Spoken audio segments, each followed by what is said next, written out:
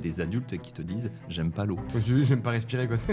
Mais tu te rends compte qu'on a tellement conditionné Ouais, je justement la prise de liquide à quelque chose associé à du sucre, associé à des saveurs particulières. Moi, je priorise 3 axes qui sont vraiment prioritaires. C'est l'axe nutritionnel, bien sûr, l'axe toxicologique et l'axe écologique. On n'aura jamais quelque chose d'idéal, c'est-à-dire que tu prends un saumon nutritionnellement très intéressant.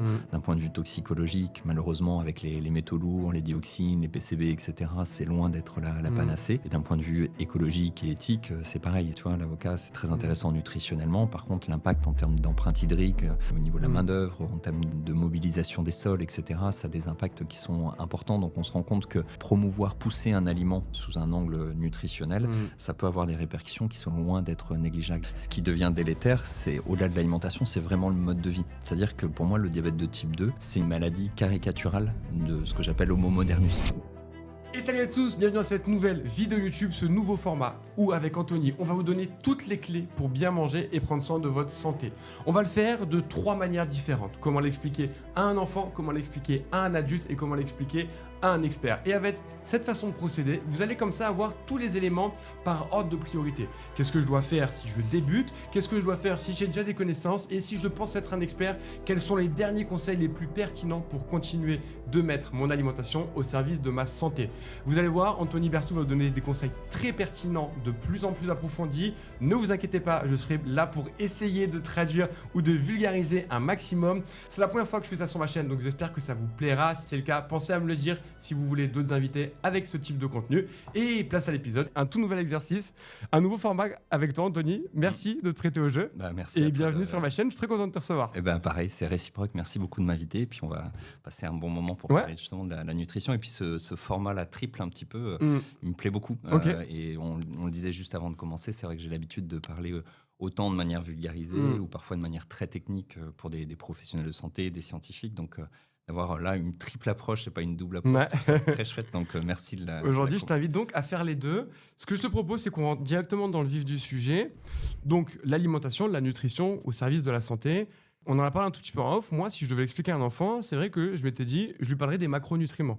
Parce que c'est la sensibilité que j'ai, c'est ce que moi j'ai appris, c'est ce que j'essaie d'apprendre à ma fille de 4 ans, c'est dans une assiette, j'ai mes légumes, j'ai une source de glucides, j'ai une source de protéines, et je mets un peu de gras avec de l'huile ou autre, et j'essaie d'avoir glucides, lipides, protéines. Et toi, tu me disais, non, pour moi, la priorité, un peu genre les éléments primordiaux, ce serait pas ça. Oui, alors je t'ai parlé des produits bruts, parce que c'est vrai qu'on me pose souvent la question s'il y avait un conseil prioritaire à donner. Qu'est-ce que j'ai en tête systématiquement, c'est le fait de consommer des produits qui sont non transformés. Alors après, ça se discute, c'est-à-dire que ton approche, elle est aussi complètement cohérente. De valider quand même. Non, mais entièrement. C'est pas facile en fait de faire un choix. Mais effectivement, s'il y avait un choix, et notamment pour des enfants, pour l'éducation, aujourd'hui, on sait que tu as plein d'enfants qui n'arrivent pas à reconnaître des légumes, des fruits, etc. Parce qu'en fait, ils sont habitués à manger uniquement des produits qui sont transformés. Est-ce que je peux t'avouer qu'il y a pas longtemps, je me suis encore planté entre une courgette et un concombre. Tu peux, mais t'es pas le seul, je pense que pour le coup. Donc tu vois, pour moi, ça, c'est la base. Et sans rentrer dans trop de technique, parce qu'on aura peut-être l'occasion de faire plus tard. Mais ce qui est très important, c'est ce qu'on appelle la matrice alimentaire, c'est-à-dire l'organisation structurelle de l'aliment qu'on a longtemps sous-estimé, où justement on s'est focalisé sur la partie macronutriments, micronutriments, et pas sur l'interaction qu'il peut y avoir dans l'aliment. Et plus on avance, et plus on se rend compte de l'importance de ça. Donc c'est pour ça qu'effectivement, ne serait-ce que déjà conseiller des produits bruts, c'est-à-dire le moins transformé possible, ça paraît basique, mais c'est pour moi 90% du travail, quoi. Ok. Et moi j'ai remarqué, les aliments bruts, malheureusement, en magasin, c'est quasiment sûr, il n'y a jamais de promotion. Oui. Je me disais que c'était un bon indicateur. À chaque fois qu'il y a des promos, non, t'en as quasiment jamais sur les carottes ou sur les œufs, et ça va être sur les gâteaux, les paquets de chips et compagnie. C'est ça. Et puis en plus, si on va un peu plus loin, tu vois, dans la filière d'approvisionnement, c'est-à-dire que aujourd'hui, on peut privilégier des filières, des circuits courts, des filières où on va plus rémunérer le producteur, l'agriculteur, que l'intermédiaire ou le distributeur, parce qu'effectivement, les marges sont tellement minimes qu'au final, il n'y a pas de promotion, il n'y a pas effectivement de remise et autres. Et une autre anecdote à ce niveau-là, c'est que tu n'as pas d'application qui va te scanner ta courgette. C'est ta pas mal, betterave, c'est pas etc. faux. Parce qu'en fait, on est toujours en train de chercher une application qui va te donner plus ou moins d'éléments, sauf que c'est systématiquement pour des produits qui sont transformés. Donc déjà, ça questionne sur l'autonomie alimentaire, c'est-à-dire qu'on n'a même plus l'autonomie parfois d'aller choisir nos aliments, on va se réfugier derrière une application, alors que déjà, si on commence par des produits bruts, on n'a même pas besoin de cette application. C'est vrai. En parlant de ça d'ailleurs, c'est pas un scan qui se fait, mais c'est un élément dont j'ai beaucoup entendu parler, et je pense que tu rejoins cette idée, qui était qu'aujourd'hui, la valeur des aliments bruts qu'on mange, d'un point de vue nutritif et des apports, n'est plus du tout la même que celle qu'il y avait il y a peut-être 10, 50 ou 100 ans. Est-ce qu'on a une idée de combien de pourcents d'apport on a en moins pour la même pomme, la même courgette, le même fruit ou légume? Non, parce qu'en fait, c'est justement au niveau des publications très hétérogènes. Ça dépend beaucoup des sols, ça dépend de la variété, ça dépend de la zone géographique. En fait, il y a beaucoup de variables à ce niveau-là. Globalement, on voit effectivement une perte, mais pas aussi importante qu'on pourrait l'estimer. Des fois, on dit la pomme de nos grands-mères, de nos grands-pères, avait 100 fois plus de vitamine C qu'aujourd'hui, sauf que c'était pas du tout la même variété qui était analysée, donc ça tient pas du tout la route. En gros, on est entre 10 et 20% de déperdition. Mais ça donne une idée quand même. Voilà, mais ça peut être très variable. Hein. Quand je dis ça, c'est une moyenne qui veut au final pas dire grand-chose. Par contre, il y a un point qui est important, et on en reparlera peut-être dans le discours expert, c'est ce qu'on appelle les polyphénols. Les polyphénols, c'est des systèmes de défense des végétaux, et ces polyphénols nous agressent, mais nous renforcent au niveau de la protection antioxydante.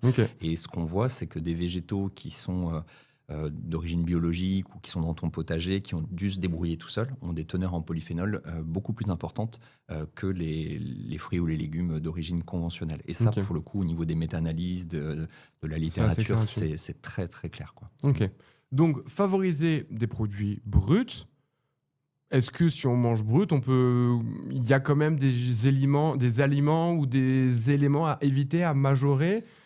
Oui, et là on va peut-être rentrer dans le deuxième niveau. On est déjà dans le deuxième niveau. Je sais pas, non, c'est toi qui le dis, mais c'est pas simple. Elle est pas facile cette vidéo. Mais après, effectivement, ce que tu disais pour ta fille, par exemple, c'est très intéressant de dire tu vas répartir dans ton assiette avec des légumes, avec des protéines. Alors on va parler de viande, de volaille, de poisson, avec des féculents, des huiles de qualité, etc. Donc peut-être effectivement travailler sur cette notion de répartition.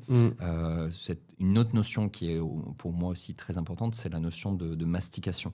C'est-à-dire que aujourd'hui on est c'est un peu en lien en fait avec l'alimentation ultra transformée. C'est-à-dire qu'on a beaucoup de produits qui sont mous et puis on prend pas le temps de manger, on prend pas le temps de cuisiner. Et finalement, on se retrouve devant l'ordinateur, devant le téléphone, et puis on fait même plus attention à ce qu'on mange. Et parfois, on va gober, tu vois, en une ou deux bouchées, ce qu'on est en train de manger, alors que se poser, prendre au moins 20 minutes par repas. En fait, c'est vraiment le temps minimum nécessaire pour déclencher de la satiété et arrêter la prise alimentaire parce que l'organisme estime qu'il a suffisamment mangé. Si tu manges en 10 minutes un sandwich ou un plat que va t'apporter un restaurateur, tu manges en fonction de ce qu'il a décidé que tu mangeras, mais pas du tout en fonction de ta satiété. Donc pour moi, là aussi, on est dans du basique, mais qui est extrêmement important. C'est-à-dire déjà écouter sa sensation de faim. Et pour écouter sa sensation de faim ou de satiété, ça veut dire prendre du temps. Donc ça veut dire au moins 20 minutes. C'est-à-dire prendre le temps de bien mastiquer. Peut-être poser, tu vois, la fourchette entre chaque bouchée. Alors c'est très pénible, mais d'un point de vue pédagogique, c'est intéressant parce qu'on se rend compte qu'effectivement on fait pas attention. Donc on rentre même pas effectivement dans la logique encore de macro, micronutriments, etc. Mais c'est des éléments qui sont tellement importants et justement on n'en parle même pas parce que ça nous paraît évident et c'est loin d'être le cas, quoi. Donc ça c'était un peu la deuxième catégorie de conseils dont tu m'avais parlé, ce qui était d'optimiser un petit peu sa digestion. Et je trouve que la donnée de 20 minutes elle est intéressante et je vous invite à essayer. À titre personnel, je mange beaucoup trop vite. Je te le disais, ma chérie, elle est micronutritionniste. Et elle m'a fait remarquer parce que je mange vraiment trop vite. Au cabinet, je ne prends pas de pause, donc je monte en vitesse entre deux patients et compagnie. Et aujourd'hui, je me force et ça me demande de l'énergie pour manger en 20 minutes. Alors quand tu me dis que ce serait la durée minimale tolérée. Et maintenant, vraiment, je mets mon chronomètre et je fais gaffe. Elle, je vois, elle mange encore 45 minutes. Et je me force, comme tu dis, à poser ma fourchette. Elle m'avait dit une information que j'avais trouvée très pertinente, que j'ai vraiment gardée en tête. C'était, il faut que tu mastiques au point que tu puisses le donner à un bébé. Alors c'est dégueulasse, mais tu vois, la texture que tu as dans ta bouche avant d'avaler, demande-toi, est-ce que tu pourrais la donner à un bébé? Si c'est pas le cas, il faut que tu continues de mastiquer. Tu sais, en médecine chinoise, on dit tu manges ce que tu bois et tu bois ce que tu manges. C'est-à-dire alors attends, tu manges ce que tu bois Et tu bois ce que tu manges, ok? C'est-à-dire que même le liquide, tu vas mastiquer pour déclencher justement tous les mécanismes de perception de la satiété. Et ce que tu manges, tu le mastiques tellement que ça devient liquide et que tu pourrais le boire. Donc Ok. c'est une autre alternative Ouais. à ça, quoi. Et donc vraiment essayer. Et alors évidemment, j'y arrive pas tout le temps. Et ça me demande vraiment une concentration. Et des fois, je vais commencer les premiers quarts de mon repas à bien le faire. Et après, je vais être pris dans mes pensées, comme tu dis, le téléphone, la série. Je vais en profiter pour faire un vocal à un copain, nanana, et terminé. Et est-ce que dans ce cas-là, tu préconiserais sur une personne peut-être dans mon profil qui ne mastique pas assez? Mais je te rassure, en fait, c'est la très grande majorité. Mais C'est pour ça que j'insiste non, là-dessus, quoi. Mais ce qui est intéressant, c'est que toi, tu le mets dans les priorités, dans les Ouais. fondamentaux. Donc, c'est vraiment cool. De faire attention, si on a le choix et qu'on cuisine un peu, de justement utiliser des textures qui demandent de la mastication. Parce que comme tu me l'as bien dit, une purée, je vais la massacrer. En 45 secondes, il n'y a plus de purée. Essaye le chou rouge. Ouais, voilà. Mais le chou rouge bien cru, etc. Ouais, Donc, tu me préconiserais de me forcer de temps en temps à volontairement me mettre des éléments qui prennent du temps à mastiquer pour éviter que ça aille trop Et vite. c'est là où c'est en lien en fait avec le premier conseil qui est le produit brut. Parce qu'effectivement, si tu manges des nuggets, des cordons bleus, des saucisses knacky, des Oreos, des M&M's et compagnie, c'est des aliments en fait qui vont se mastiquer très vite. Et on sait qu'il y a une corrélation entre le niveau de transformation des aliments et l'indice de satiété, et notamment par rapport à la texture. C'est-à-dire que plus un produit est mou, moins il va déclencher de la satiété. Donc effectivement, d'aller vers des produits bruts, automatiquement, va te demander de mastiquer plus, que ce soit une pomme, que ce soit le chou rouge, que ce soit un morceau de volaille si tu manges de la viande, etc. Ça, une noix, une noisette, tu vois, c'est des choses qui demandent vraiment beaucoup de mastication. Donc tu es obligé quelque part de le faire. Ou alors, effectivement, tu auras des risques digestifs ou autres, mais ça paraît simple, mais encore une fois, c'est tellement important. Et d'ailleurs, j'ai un autre conseil qui me vient en tête, l'eau.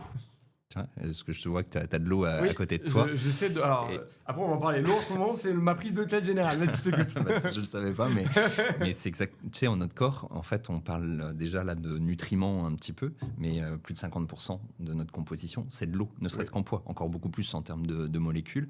Et on est toujours en train de parler d'équilibre alimentaire, etc. Et on oublie de conseiller aux personnes de boire suffisamment d'eau. Et tu te rends compte que tu en as beaucoup qui vont parfois quasiment pas boire d'eau au cours de la journée. C'est-à-dire que ça va être un café, un thé, des coca ou des sodas, etc. Y compris chez les enfants. Et même maintenant, tu as des adultes qui te disent « j'aime pas l'eau ». C'est juste incroyable quand tu prends un peu de hauteur par rapport à ça. Donc tu dis « j'aime pas respirer ». Écoute, c'est dommage parce que c'est pratique. Mais tu te rends compte qu'on a tellement conditionné justement la prise de liquide à quelque chose associé à du sucre, associé à des saveurs particulières, qu'au final, effectivement, l'eau, alors qu'elle a du goût d'ailleurs, l'eau, après tu as des tests par exemple de dégustation d'eau avec des goûts différents. C'est intéressant parce que tu te rends compte que c'est quelque chose qu'on minimise énormément. Donc là, pareil, dans les conseils de base, je rajouterais bien l'eau, quoi. Donc s'hydrater régulièrement. Par rapport à ça, moi j'ai deux questions. Sur l'hydratation, alors, j'essaie de beaucoup boire, je fais pas mal de sport et je fais attention, je veux que mon urine soit transparente dans l'idée. Le problème, c'est que si je bois trop en fin de journée, je me réveille 2-3 fois par nuit pour aller aux toilettes, donc ça m'éclate mon sommeil, donc j'essaie de réduire. Donc j'essaie de plus boire dans la première partie de ma journée. Le problème, c'est que si je bois trop autour des repas, c'est pas idéal parce que j'ai pu comprendre que ça a dilué l'acidité gastrique, si je me trompe. Entre les repas ou dans le repas? Autour du repas. En gros, j'essaie de pas trop boire une demi-heure avant et au moins une demi-heure à 1 heure après. Et en gros, j'essaie de boire mes 2-3 litres par jour. Mais en fait, si je peux pas trop avant manger, pas trop après manger, pas trop en fin de journée, je m'envoie 2 litres le matin. C'est bien de baisser un peu la pression. C'est-à-dire qu'en fait, le repas, effectivement, c'est pas l'idéal parce que tu dilues un peu, effectivement, au niveau du bol alimentaire. Tu parlais de l'acidité, mais ça veut pas dire que tu peux pas boire 1 ou 2 verres. Donc si déjà tu bois 2 verres, ne serait-ce que sur chaque repas, ou tu bois une tasse de thé, de tisane, etc. le matin, ou de café si t'en bois, tu vas finalement, tu prends 200-250 ml x 3, t'es déjà 750-800 ml. Effectivement, tu bois peut-être première partie de journée si la nuit t'es un peu embêté, et t'arrives assez facilement ou 1,5 litre à 2 litres dans la journée, quoi. Okay. Bon, je vais me détendre avec ça. Et pour finir sur les aliments aussi bruts, tu nous parlais, est-ce que pour toi c'est déjà dans ce premier niveau de complexité de parler du niveau de transformation des aliments? Oui. Si je dis pas de bêtises, il y a une échelle. Oui, Nova. Nova, c'est ça. Est-ce que tu peux nous la détailler pour ceux qui connaissent pas et nous aider aussi à comprendre entre aliments transformés et aliments transformés, il peut vraiment y avoir des mondes des fois. Oui, et il faut savoir que c'est pas une échelle qui est validée. Alors elle est validée par des auteurs au niveau scientifique, mais elle n'est pas reconnue, notamment au niveau français ou autre. Donc c'est une classification de Nova 1 à 4. Donc en clair, plus le chiffre augmente, plus le niveau de transformation est élevé. C'est-à-dire que si tu prends une pomme que tu vas que tu vas couper, que tu vas cuire pour faire une compote. Voilà, tu es dans un premier niveau de transformation. Si tu manges un pain au levain, par exemple, c'est pareil. Tu vas avoir une première transformation qui va être le grain qui va être transformé en farine, et après la farine que tu vas utiliser pour faire du pain. D'accord. Donc on est dans des niveaux de transformation mais qui sont bas. Et quand tu vas prendre un Nova 4, c'est le paquet d'Oreo, de chips, de Pringles et consorts, quoi, ou le cordon bleu. Après, souvent on l'associe aussi au nombre d'ingrédients et d'additifs qui vont être présents, mais c'est pas forcément la règle systématiquement. Donc cet indice Nova 1 à 4, il est questionné parce que justement on manque de référentiel avec un consensus au niveau international. Mais encore une fois, au niveau de la littérature, plus on avance et plus on se rend compte que de manière très simple, plus on a un produit qui est transformé et plus on va vers des problématiques de résistance à l'insuline, de gestion du poids, de troubles métaboliques, etc., de satiété, on en parlait à ce niveau-là. Donc et d'ailleurs c'est un autre point que je rajouterais dans ce premier niveau, et j'y pensais quand tu en parlais tout à l'heure, c'est la cuisine. C'est-à-dire déjà, au-delà de reconnaître une betterave, une courgette ou un concombre, c'est de savoir le cuisiner. Parce qu'on est tous pris par le temps, il y a toujours une pression un peu autour de ça, parce qu'on a plein de trucs à faire ou autre. Et ne serait-ce que de prendre 20 minutes, 15 minutes ou 10 minutes, en 10 minutes, on peut déjà faire des choses. Tu découpes en fait ton concombre, ta courgette, etc. Tu vas la cuire à la poêle si tu n'as pas de cuit-vapeur. Tu peux trouver des choses assez simples. Mais là, c'est pareil, c'est la continuité un peu du produit brut et ça permet de se concentrer sur ce qu'on va manger. Et tu vois, c'est quand même essentiel parce que c'est au-delà de notre carburant, ce que je dis toujours, c'est qu'on a un code génétique. On parlait en off un peu de l'épigénétique, qui est un domaine qui est passionnant. Et donc, c'est l'effet de l'environnement sur l'expression de nos gènes. Mais au-delà de ça, on a notre génétique et tout ce qu'on va manger, à un moment donné, va nous servir pour exprimer en fait ces gènes et notamment les protéines. Donc qu'on parle de notre cheveu, des ongles, de la peau, etc., quel que soit l'organe, en fait à un moment donné, c'est issu d'un code génétique et de nutriments qui sont issus des aliments. Donc j'aime bien cette expression de dire on est ce qu'on décide de manger. Tu sais, on entend souvent on est ce qu'on mange. Et je trouve que l'acte de décision, de choix est un élément qui est important, quoi. Ouais. Et pour revenir sur ce côté Nova et aliments, de toute façon, Nova 1, du coup, c'est pas transformé, c'est la pomme qui tombe de l'arbre. Si tu ne manges que des produits bruts, t'as pas trop le choix que de les cuisiner. Oui, parce qu'à un moment donné, tu deviens crudivore et ça peut être compliqué pour certains aliments. Et c'est pour ça que, encore une fois, les trois éléments qu'on évoque depuis le début sont très liés, quoi, très complémentaires. Juste pour qu'on puisse se rendre compte, donc on a le Nova 1 et le Nova 4. Le Nova 1, c'est vraiment ça tombe de l'arbre, et le Nova 4, c'est le truc ultra transformé, les plats industriels. Le Nova 2 et le Nova 3, ce serait quoi comme type de produit, par exemple ? Par exemple, une conserve de haricots verts. Là, tu auras un deuxième niveau de transformation. Ça serait du Nova 2, par exemple. Alors, à voir, parce que j'ai même pas les mais référentiels c'est pour avoir compte. Et puis, si tu fais, qu'est-ce que je pourrais te dire ? Une ratatouille en boîte, tu le ferais comment ? En 3, Nova 3 ? Ouais, bonne question. Entre 2 et 3. Entre 2 et 3, effectivement. Et si tu fais, j'allais dire, un bœuf bourguignon ou autre, là, effectivement, on va plutôt être sur du 3 parce que tu as un niveau de transformation qui est plus important, quoi. D'accord. Même si ce bœuf bourguignon, il est fait maison. Oui, alors là, c'est juste pour donner des repères. Mais effectivement, c'est qu'on se rende compte. Voilà, c'est voir que plus tu vas ajouter des ingrédients entre eux et plus tu vas transformer et plus tu auras effectivement un niveau de une transformation dans le sens de Nova, quoi. Ok. Donc je pense que pour ce premier niveau, expliquer à un enfant, c'est quand même c'est pas un enfant de 3 ans, hein, c'est un bon enfant. On est pas mal. Favoriser les aliments bruts. C'est un autre conseil à te donner. Vas-y. Mettre de la couleur. Plus tu mets de la variabilité dans nos assiettes. Exactement. Brutes. Plus tu mets du rouge, du jaune, du vert, du bleu, du violet, ce que tu veux, mais plus effectivement tu vas apporter des polyphénols, tu vas apporter des composés actifs qui vont être intéressants au niveau des végétaux. Et justement pour un enfant, on va lui dire tu mets le maximum de couleurs dans ton assiette, c'est des choses qui sont intéressantes. Facile à comprendre. Oui, tout à fait. Est-ce que les horaires de repas sont un truc important ou pas plus que ça ? Sur un premier niveau ? Non. Ça justement, je pense qu'on pourra en parler dans un autre niveau. Ouais, ça me va bien. Donc, produits bruts, variés, cuisinés, et optimiser un peu sa digestion en prenant le temps, en mastiquant et en s'hydratant régulièrement. Ouais. Pourtant, là, on a une personne qui, aujourd'hui, ne fait rien fait que de les commandes et mange au restaurant, décide de se prendre un peu en main. Déjà, commencer là-dessus. Ouais.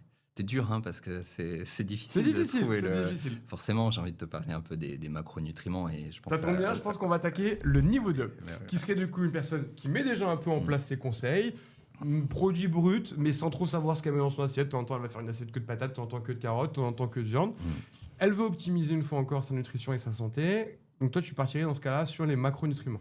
Oui, c'est l'exemple que tu donnais avec Ouais. l'assiette. Effectivement, quand on parle de nutriments, qu'est-ce que c'est concrètement les macronutriments? Alors, tu as les glucides, les lipides, les protéines, et forcément, tu vas amener de la subtilité dans chacun de ces nutriments. C'est-à-dire que pour les protéines, on va pouvoir parler de protéines animales, de protéines végétales. Ouais. On va pouvoir parler d'aminogrammes, c'est-à-dire de qualité des protéines. On parlait des modes de cuisson. Il faut savoir que si tu colores un steak, un poisson, etc. T'es en train de partir dans tous les sens. Tu le sais là? Ok, je m'arrête là. Ça, c'est intéressant. Ouais, on va en parler dans ce niveau de mode de cuisson, mais viens d'abord, on reste sur les macronutriments et après, on se fait les modes de cuisson.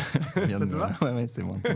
Donc, macronutriments, protéines, lipides, glucides. Donc, pour faire simple, protéines, viande, poisson, œufs, légumineuses. Moi, c'est comme ça que j'aime bien le rappeler. Les produits laitiers aussi, tu peux rajouter. Produits céréaliers complets, les oléagineux, tout ce qui est noix, noisettes, amandes, ça aussi, c'est des bonnes sources de protéines. Et globalement, on va conseiller autant de protéines végétales que de protéines animales. Ah, vas-y, continue. Ouais, d'un point de vue santé. Oui, santé et écologique. Et c'est ça aussi un aspect que moi je développe beaucoup. C'est vrai que tu peux rappeler un peu, c'est vrai que moi je t'invite, on a beaucoup parlé de ce côté nutritionniste, mais tu as aussi d'autres casquettes et d'autres sujets en lien avec la nutrition dont tu parles, dont ça. Oui, et alors moi je parle beaucoup d'approche systémique de l'alimentation, parce que c'est vrai que j'ai commencé à enseigner à l'école polytechnique à Lausanne sur les enjeux mondiaux 2050.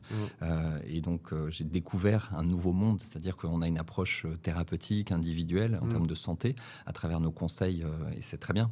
Mais en fait, tu te rends compte que ces conseils ne sont pas forcément cohérents à l'échelle du collectif, à moyen et à long terme.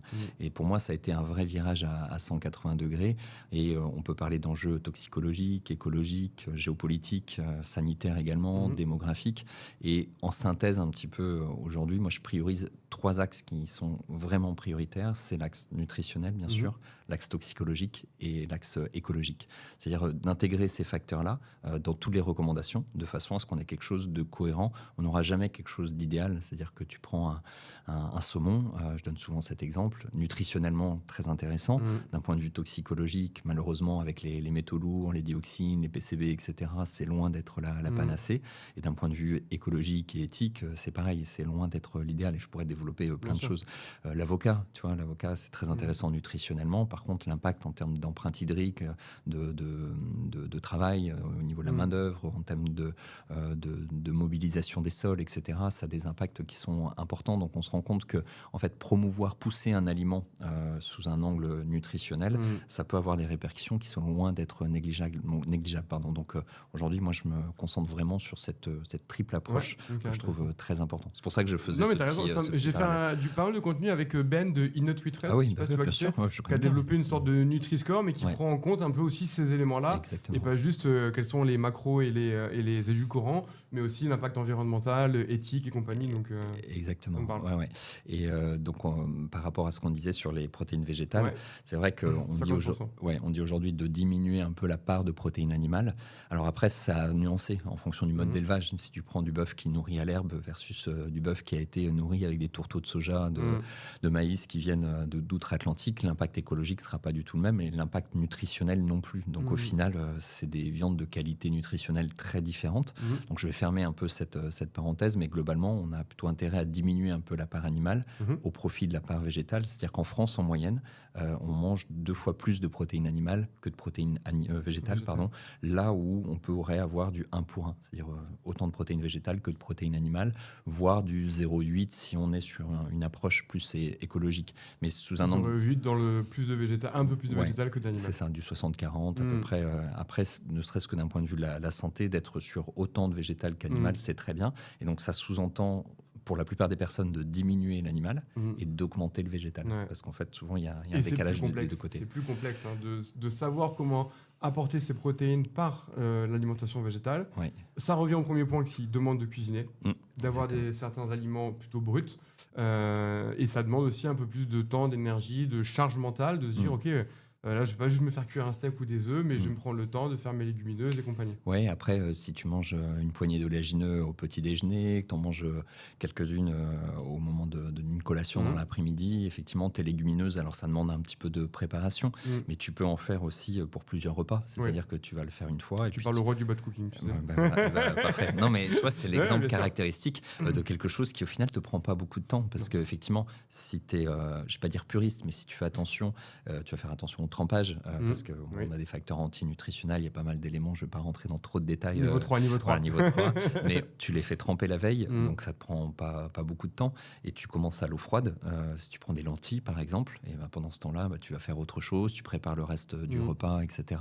Donc ça demande du temps, mais t'es pas devant ta casserole en train de regarder les lentilles cuire. Tu peux, mais c'est dommage. Tu peux, mais voilà, tu capitalises capitalises pas.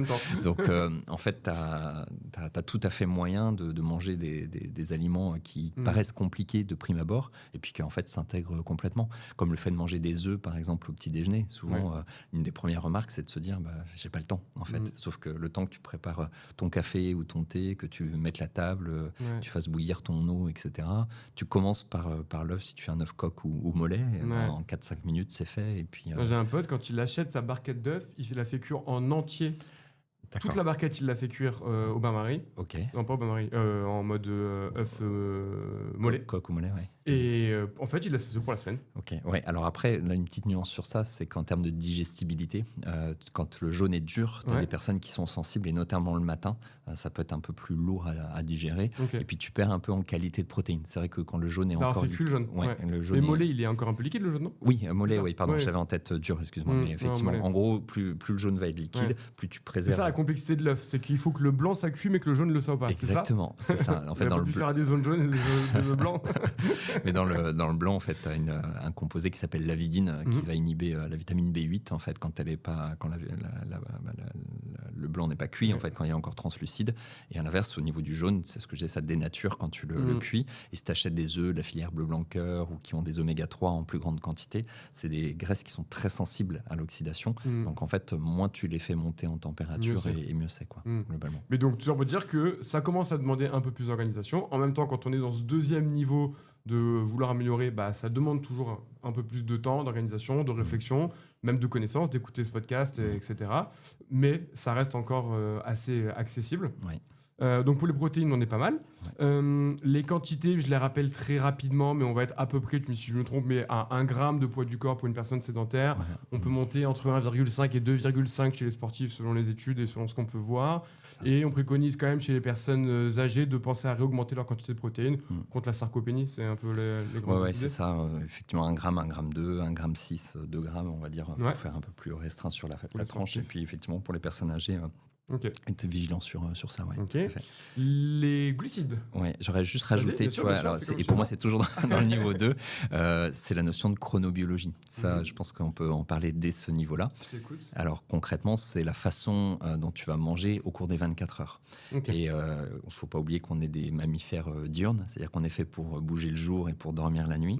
Et de là, on a des facteurs de synchronisation.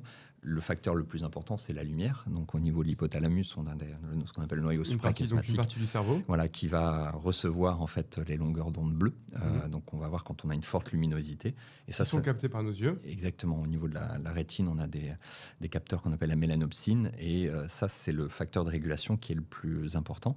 Mais dans les organes digestifs, dans le muscle, on a aussi ce qu'on appelle des horloges périphériques. Et ça, c'est des données assez récentes qu'on a souvent... Je n'ai pas trop entendu parler, c'est intéressant. Et en fait, tous tes organes, de manière générale, vont informer ton cerveau de leur travail. Et ça va moduler potentiellement l'information centrale qui est donnée par rapport à la lumière. Et que ce soit les entérocytes, les hépatocytes, les cellules du foie, les cellules de l'intestin, les cellules du pancréas, etc., toutes ont des horloges périphériques. L'organe qui a une horloge la plus importante, c'est le foie. Parce qu'en fait, le foie est un organe très, très important en matière de transformation, de stockage, de métabolisation des nutriments ou autres. Et puis le muscle, pareil. Le muscle qui est en mouvement va induire un message. Et donc, sans faire trop compliqué, parce qu'on est dans un niveau, entre guillemets, intermédiaire, mais il faut savoir qu'effectivement, de ce rythme naturel découle une rythmicité de sécrétion des hormones, des neuromédiateurs, finalement de tout notre organisme, si je simplifie un petit peu. Et on sait que selon le moment auquel on va consommer des aliments, on peut moduler un petit peu cette information. Et par exemple, sur le petit déjeuner, le fait d'avoir un petit déjeuner avec les œufs dont on a parlé, des oléagineux, on a parlé des protéines végétales, c'est-à-dire des protéines, des graisses, des fibres, pourquoi pas un fruit que tu vas croquer. Donc là, du coup, je dresse un peu le tableau du petit déjeuner. C'est tout à fait adapté parce que tu as une sécrétion d'insuline qui est relativement faible. Et ça présente deux bénéfices. Le premier, c'est que tu vas déjà optimiser la synthèse de dopamine. Et la dopamine, c'est notre neuromédiateur de l'éveil, de la motivation, de l'entrain, de la créativité. Donc intéressant au matin. Exactement. Et le deuxième aspect, c'est que tu vas aussi... c'est un moment au cours duquel, en fait, la sensibilité à l'insuline est plus forte. Donc, le fait de limiter une charge... d'éviter d'avoir une charge insulinique trop forte, à ce moment-là, c'est plutôt intéressant aussi, quoi. Ok. J'ai bien compris cette partie-là, mais je crois que j'ai pas vraiment compris ce dont tu m'as parlé sur les récepteurs au niveau de mes muscles et en fait les conséquences dans ce que je dois mettre en place le matin. Donc j'ai compris qu'il n'y a pas que... Il y a les yeux qui captent la lumière, que mon cerveau interprète et qui va jouer du coup sur la sécrétion de certaines hormones dont on a parlé, la dopamine et la résistance à l'insuline. Mais j'ai pas compris quelles données je devais tirer de. J'ai aussi des récepteurs dans mon foie, dans mes muscles et dans tous mes tissus. En fait, là je donnais le tableau global. Mais en fait, si je rentre un peu plus en précision, tu as des gènes, notamment. Alors les auteurs parlent de gènes clock, tu vois, ils n'ont pas été très loin pour chercher. Alors il y en a plusieurs, mais celui-là c'est historiquement le plus connu. Et c'est des gènes qui vont moduler l'information en fait pour les organes et notamment au niveau du muscle. Quand tu as du mouvement musculaire, c'est une information qui est normalement réalisée au cours de la journée parce qu'on est justement un mammifère diurne. Et donc simplement retenir qu'on est fait pour bouger et être dans du mouvement musculaire et que le fait d'être en mouvement va induire en fait toute une série d'informations. Et tu connais peut-être cette notion de BDNF, de facteur neurotrophique. Il est associé également au mouvement musculaire. C'est un exemple parmi d'autres. Donc la manière dont on pourrait le traduire, c'est les gens commencent à savoir qu'on va éviter les petits déjeuners trop sucrés et favoriser ce dont on a parlé pour les bénéfices au niveau de la dopamine et de la résistance à l'insuline, mais qu'en réalité, de se mettre en mouvement aussi le matin va stimuler et donc va entraîner quasiment les mêmes bénéfices pour notre corps. Alors ça va jouer sur des éléments, des mécanismes différents mais de manière simple, c'est de se dire que comme on est fait pour être dans du mouvement la journée, de se mettre en mouvement, c'est plutôt du positif. Et donc, par exemple, une personne qui hésite entre aller au travail à pied ou rentrer du travail à pied, aurait peut-être plus d'intérêt à aller travailler à pied et rentrer en transport que l'inverse. Je dirais qu'elle a juste intérêt à faire les deux, quoi. Oui, mais bon, déjà, on est sur un niveau 2. Sur un niveau 3, on lui dirait de faire les deux et d'aller faire du sport. Mais c'est tellement important. Et donc, j'ai préfacé un livre d'Alexandre Dana, que tu connais peut-être. Non, je ne le connais pas. Eh ben, je t'invite à l'inviter, justement. C'est vraiment quelqu'un de génial. Et un livre qui s'appelle La chaise tue. Mais j'en ai beaucoup entendu parler ces derniers jours. Là. Oui, ils sont avec Victor, donc ils ont coécrit ce livre-là. Donc j'ai eu la chance de le préfacer. Il est extraordinairement bien fait, très bien étayé, pratique, etc. Et donc, je t'ai dit que je voulais le regarder parce que la chaise tue, c'est un sujet dont je parle quand même beaucoup. Voilà, je pense que ça parle de sédentarité et d'activité et des conséquences positives et négatives. Donc c'est un peu mon dada. Donc je sais qu'il faut que j'aille voir. C'est ça. Donc c'est pour ça que je provoque un petit peu à faire l'aller et le retour le matin et l'après-midi. Quoi. Mais en tout cas, c'est juste se dire que si on respecte ce rythme, ce qu'on appelle le rythme circadien, globalement, on a plutôt des effets positifs. Par exemple, sur la sensibilité à l'insuline, sur les maladies neurodégénératives, etc. Donc, c'est des choses qu'on a beaucoup sous-estimées. Et c'était juste pour introduire la logique de chronobiologie, où finalement, l'alimentation va aussi être un modulateur parmi d'autres, parmi la lumière, parmi le mouvement, parmi plein d'autres facteurs, quoi. C'était plutôt ça. Ça me va bien. Par rapport aux glucides. Donc, glucides, riz, pâtes, féculents, lentilles, pois chiches, haricots blancs, rouges, lentilles corail, etc. Et puis tu rajoutes les produits sucrés, donc les fruits par exemple, le miel, tous les différents produits sucrés industriels qu'on connaît bien, le sucre, le lactose par exemple, qu'on va avoir aussi dans du lait. Ça reste un sucre. Complètement, c'est ce qu'on appelle un disaccharide. Qui par ose, c'est un sucre. Exactement, pour les gens. tout à fait. Et puis, alors c'est une autre catégorie, mais les édulcorants ou les polyols. Donc les édulcorants, c'est l'aspartame, le sucralose, etc. Les polyols, c'est tous ces alcools qu'on va utiliser en fait pour notamment les chewing-gums ou tous les produits qui sont dits sans sucre, en fait, qui apportent du sucre, mais qui sont pas des glucides en tant que tels, quoi. Mais là, je rentre un peu trop dans la technique, donc je le mets de ce côté. Donc ça, à mettre dans une assiette. Oui. On entend beaucoup, le sucre c'est l'ennemi, il faut arrêter le sucre, y a des régimes sans sucre. C'est quoi aujourd'hui ta grande recommandation sur ça ? au sein des repas, au sein de la journée? Est-ce qu'on peut grignoter un petit peu? Ma fille a 4 ans, elle adore les bonbons, je leur donne quasiment jamais. Quand je lui en donne, je vois des étoiles dans ses yeux. Est-ce que je suis un peu trop strict ou est-ce qu'elle peut en manger un peu plus? Qu'est-ce que tu recommandes là-dessus? Effectivement, de baisser un peu la pression, c'est-à-dire qu'il n'y a pas d'interdiction. Tu vois, ça comprendre que je suis un peu un barbare de la nutrition. Mais en fait, plus que la notion de sucre, tu vois, c'est vraiment la notion d'insuline qui est importante. Okay. Et là, ça va dépendre aussi si on s'adresse à des sportifs ou à des personnes sédentaires. Alors juste l'insuline, pour rappel, c'est une hormone qui est, tu me dis si je me trompe, synthétisée par le pancréas, nos organes, qui va permettre de réduire le taux de sucre dans le sang lorsqu'on en mange. Donc globalement, si on mange trop de sucre, l'insuline va être produite dans le but de réguler ça. Oui, c'est ça. Mais sucre au sens des glucides, c'est-à-dire autant des pâtes, du riz, des pommes de terre, des légumineuses dont tu as parlé, pas uniquement le sucre avec la saveur sucrée en tant que telle. En fait, tout aliment qui va provoquer une élévation de ta glycémie, effectivement, va générer une sécrétion d'insuline pour ramener en fait la glycémie à sa valeur basale. Et l'insuline, en général, va aller stocker dans le foie, donc pour faire ce qu'on appelle du glycogène hépatique, et dans les muscles, du glycogène musculaire. C'est pour ça qu'en fonction du niveau d'activité physique, les recommandations en termes de glucides vont quand même pas mal varier à ce niveau-là. Donc, je donnais cette distinction à avoir. Et c'est vrai qu'aujourd'hui, on revient un peu sur la sédentarité. On est dans une société où on bouge pas assez, donc on a un niveau de dépenses énergétiques qui est plus faible, et à côté de ça, on a des apports, et notamment des apports glucidiques en général, qui sont aussi très, voire trop importants, et donc ça va favoriser ce qu'on appelle la résistance à l'insuline, la prise de poids et autres. Donc de promouvoir l'activité physique, bien sûr, c'est un élément qui est clé. Donc là, on reste bien dans le sujet de la nutrition, mais pour moi, les deux sont tellement indissociables que c'est difficile de parler que de l'un. Et puis, on va faire attention, effectivement, à éviter d'avoir des aliments qui nous font sécréter de l'insuline en grande quantité et tout le temps. En fait, il faut savoir que l'insuline, c'est une hormone absolument indispensable. Notre corps, s'il fabrique des hormones, c'est pas pour rien. C'est-à-dire qu'on a souvent tendance, tu vois, à stigmatiser un petit peu, diaboliser un certain nombre de mécanismes. Et ces mécanismes, ils sont adaptatifs. Ils sont là pour nous permettre de revenir à une homéostasie, c'est-à-dire à un principe d'équilibre au niveau cellulaire. Là, c'est l'exemple avec la glycémie. Ce qui pose problème, c'est quand on en sécrète beaucoup et de manière chronique, et qu'on y associe de la sédentarité.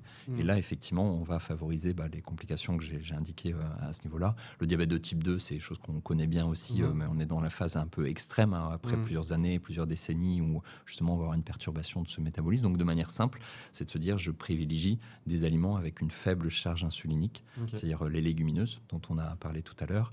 Les personnes qui vont manger du pain, d'avoir plutôt un pain au levain, complet. Alors le côté complet permet d'avoir des fibres, et donc par rapport à des produits raffinés comme le pain blanc, les pâtes blanches, etc. C'est aussi un élément qui va être intéressant. Mais le levain est aussi un critère qu'on a sous-estimé pendant longtemps pour le pain. Alors, avant que tu nous expliques le levain, juste par rapport à ce que tu viens de dire, pour bien expliquer aux gens, tu as parlé de diabète de type 2. Le diabète de type 2, pour faire très simple, c'est que si on n'arrête pas pendant notre vie, et on ne parle pas à l'échelle d'une semaine, mais plutôt à l'échelle d'années, de décennies même de décennies, merci, de faire des pics et donc de demander en permanence à notre corps de sécréter de l'insuline, les cellules de notre pancréas qui sont chargées de ça finissent par se fatiguer, s'épuiser, et donc ne plus réussir à sécréter d'insuline. C'est ce qu'on appelle le diabète. Parce qu'en réalité, le problème dans ce que tu nous dis, ce ne serait pas de manger sucré, ce serait de manger trop sucré trop régulièrement par rapport à la dépense physique qu'on aurait. Et qu'une personne qui mange, je dis un chiffre au pif, 100 grammes de glucides pourrait faire un diabète si elle est sédentaire, mais si elle est très sportive, elle va utiliser ces 100 grammes de glucides, donc elle ne va pas tous les jours et 10 fois par jour sécréter de l'insuline, donc ne pas fatiguer son pancréas. C'est un peu comme moi, la blessure, c'est trop de sport par rapport à ce que je peux faire. Et bien là, le diabète, ce serait trop de glucides par rapport à notre dépense. Oui, en fait, c'est à la base un mécanisme adaptatif. C'est-à-dire qu'encore une fois, le fait de sécréter de l'insuline, c'est plutôt quelque chose de positif. Ce qui devient délétère, c'est au-delà de l'alimentation, c'est vraiment le mode de vie. C'est-à-dire que pour moi, le diabète de type 2, c'est une maladie caricaturale de ce que j'appelle homo modernus. Pareil pour caricaturer un petit peu, mais c'est-à-dire la personne qui est sédentaire, la personne qui mange effectivement beaucoup d'aliments insulino-sécréteurs, la personne qui est en dette de sommeil ou qui a un rythme circadien qui est perturbé. On pourrait parler des polluants et autres qui jouent aussi des rôles, mais je vais pas on est dans le niveau 2, donc je ne vais pas aller plus loin.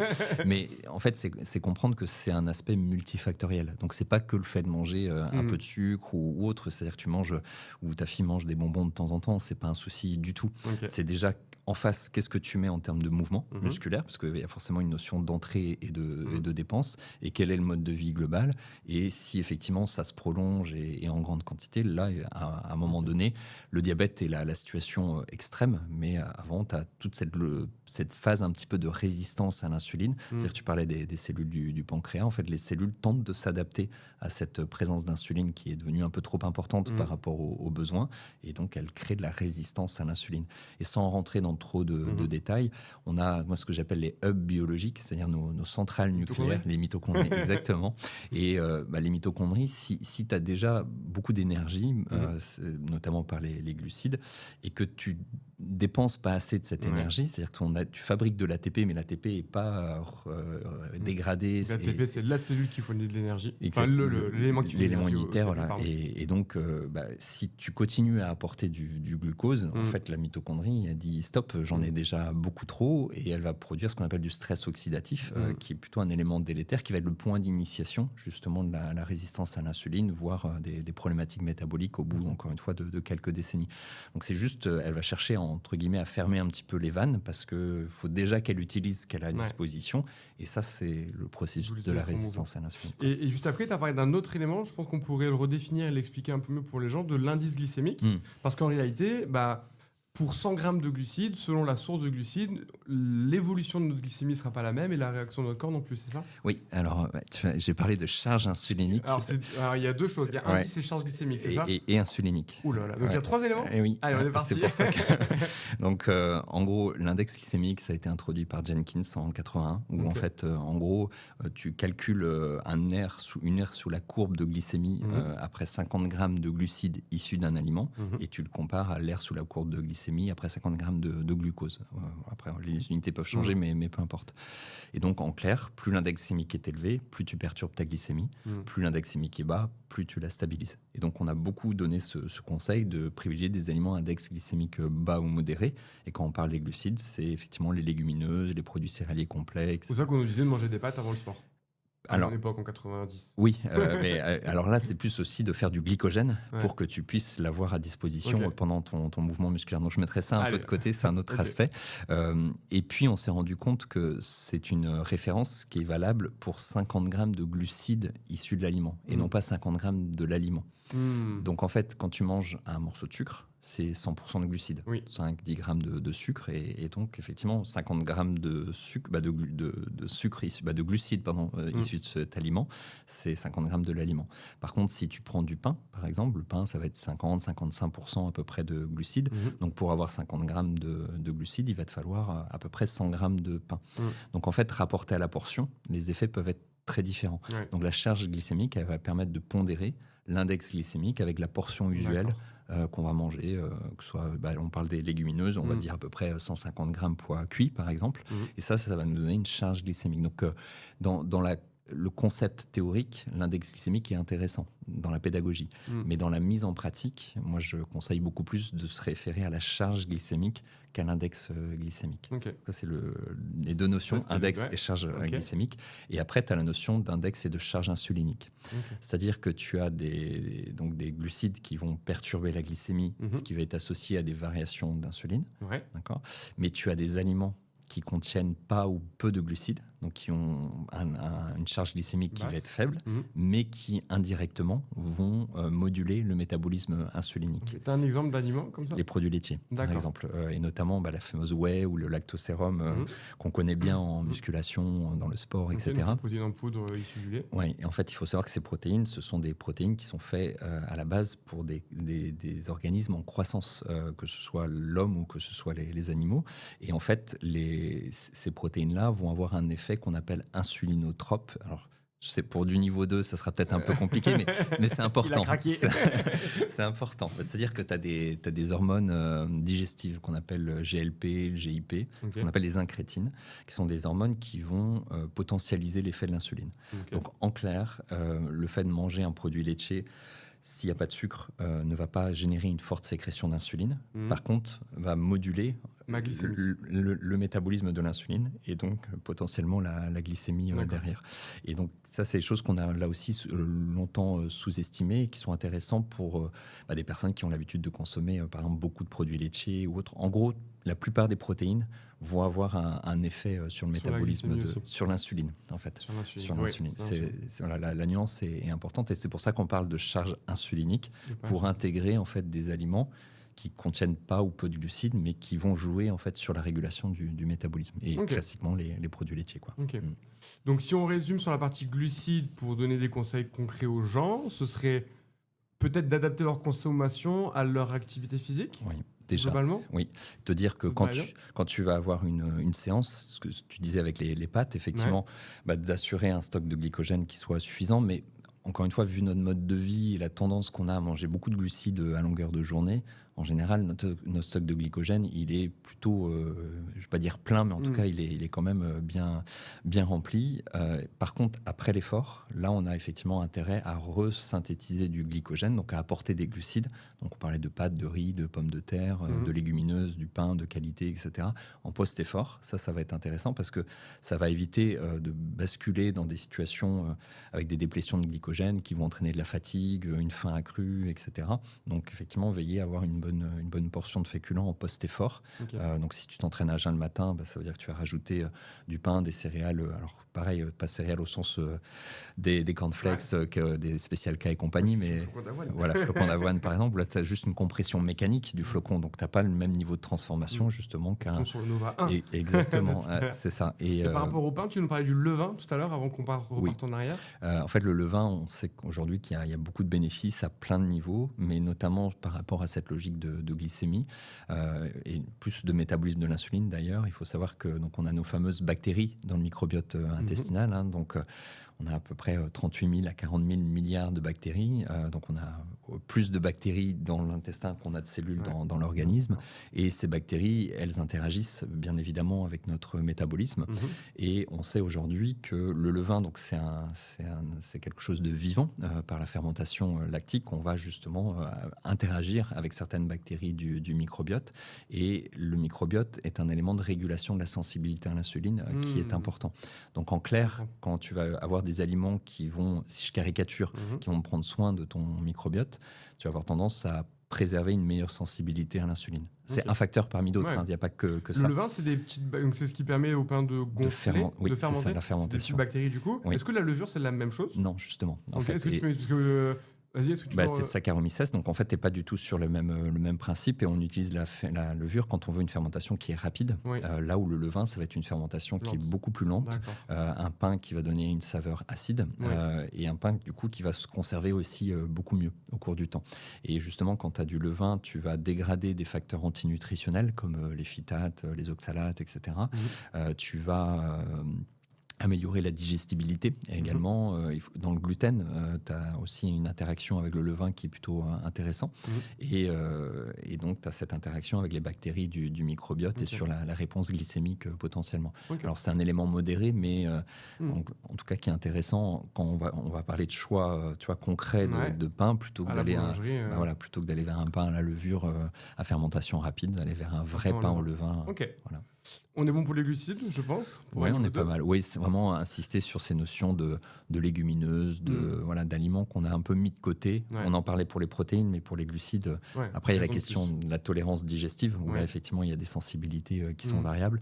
Et dans les glucides, on peut rajouter les fibres aussi, parce qu'en fait, ce sont des glucides, mais simplement, on n'a pas les enzymes pour pouvoir les digérer. Et les fibres, c'est les fruits et légumes, quand tu parles de fibres? Voilà, les fruits et les légumes, les fibres qu'on va avoir dans les légumineuses, dans les produits céréaliers. Tu parlais de la digestibilité, mais si je ne dis pas de bêtises, le fait de les faire tremper, comme tu l'as dit, favorise la digestion. Oui, j'avais fait un challenge pour la chaîne YouTube où j'avais mangé un mois végétarien.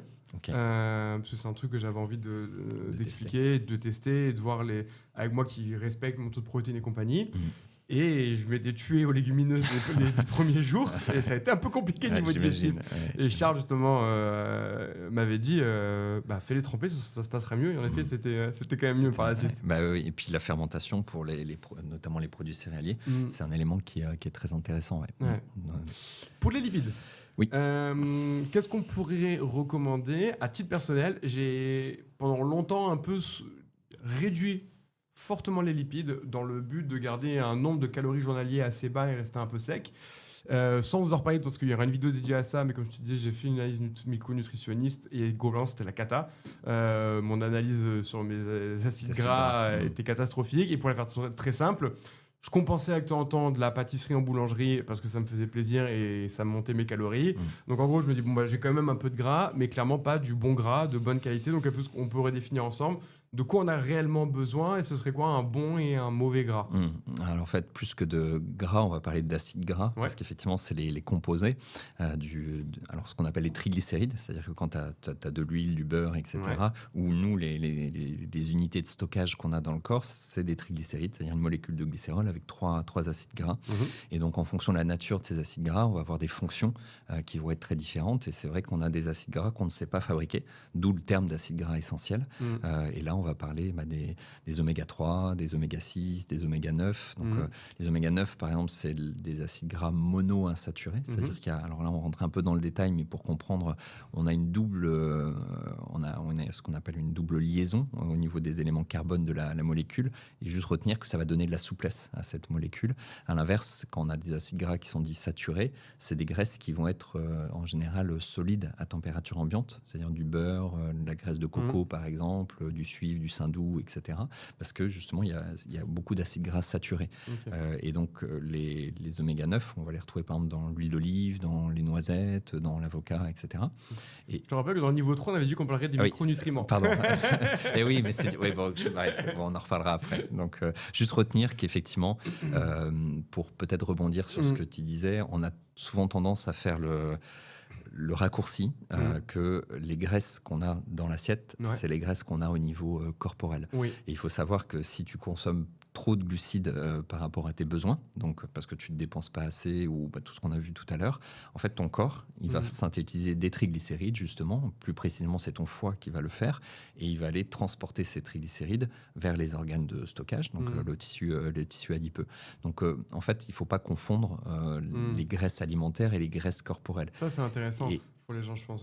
Et en fait, quoi que tu consommes, si tu es en excès calorique, de toute façon, le corps est programmé pour le mettre en réserve parce qu'on a vécu des périodes de disette alimentaire. On ne va pas parler des chasseurs-cueilleurs, mais voilà, on est issu en fait d'une lignée où on a eu, comme tous les animaux de manière générale, les êtres vivants, on a besoin de se nourrir et donc quand on a quelque chose à disposition, le corps il va plutôt le garder que l'éliminer. Et donc on parle même de protéines. Les protéines en excès ont des structures carbonées qui sont une source d'énergie potentielle, même si le rendement est faible.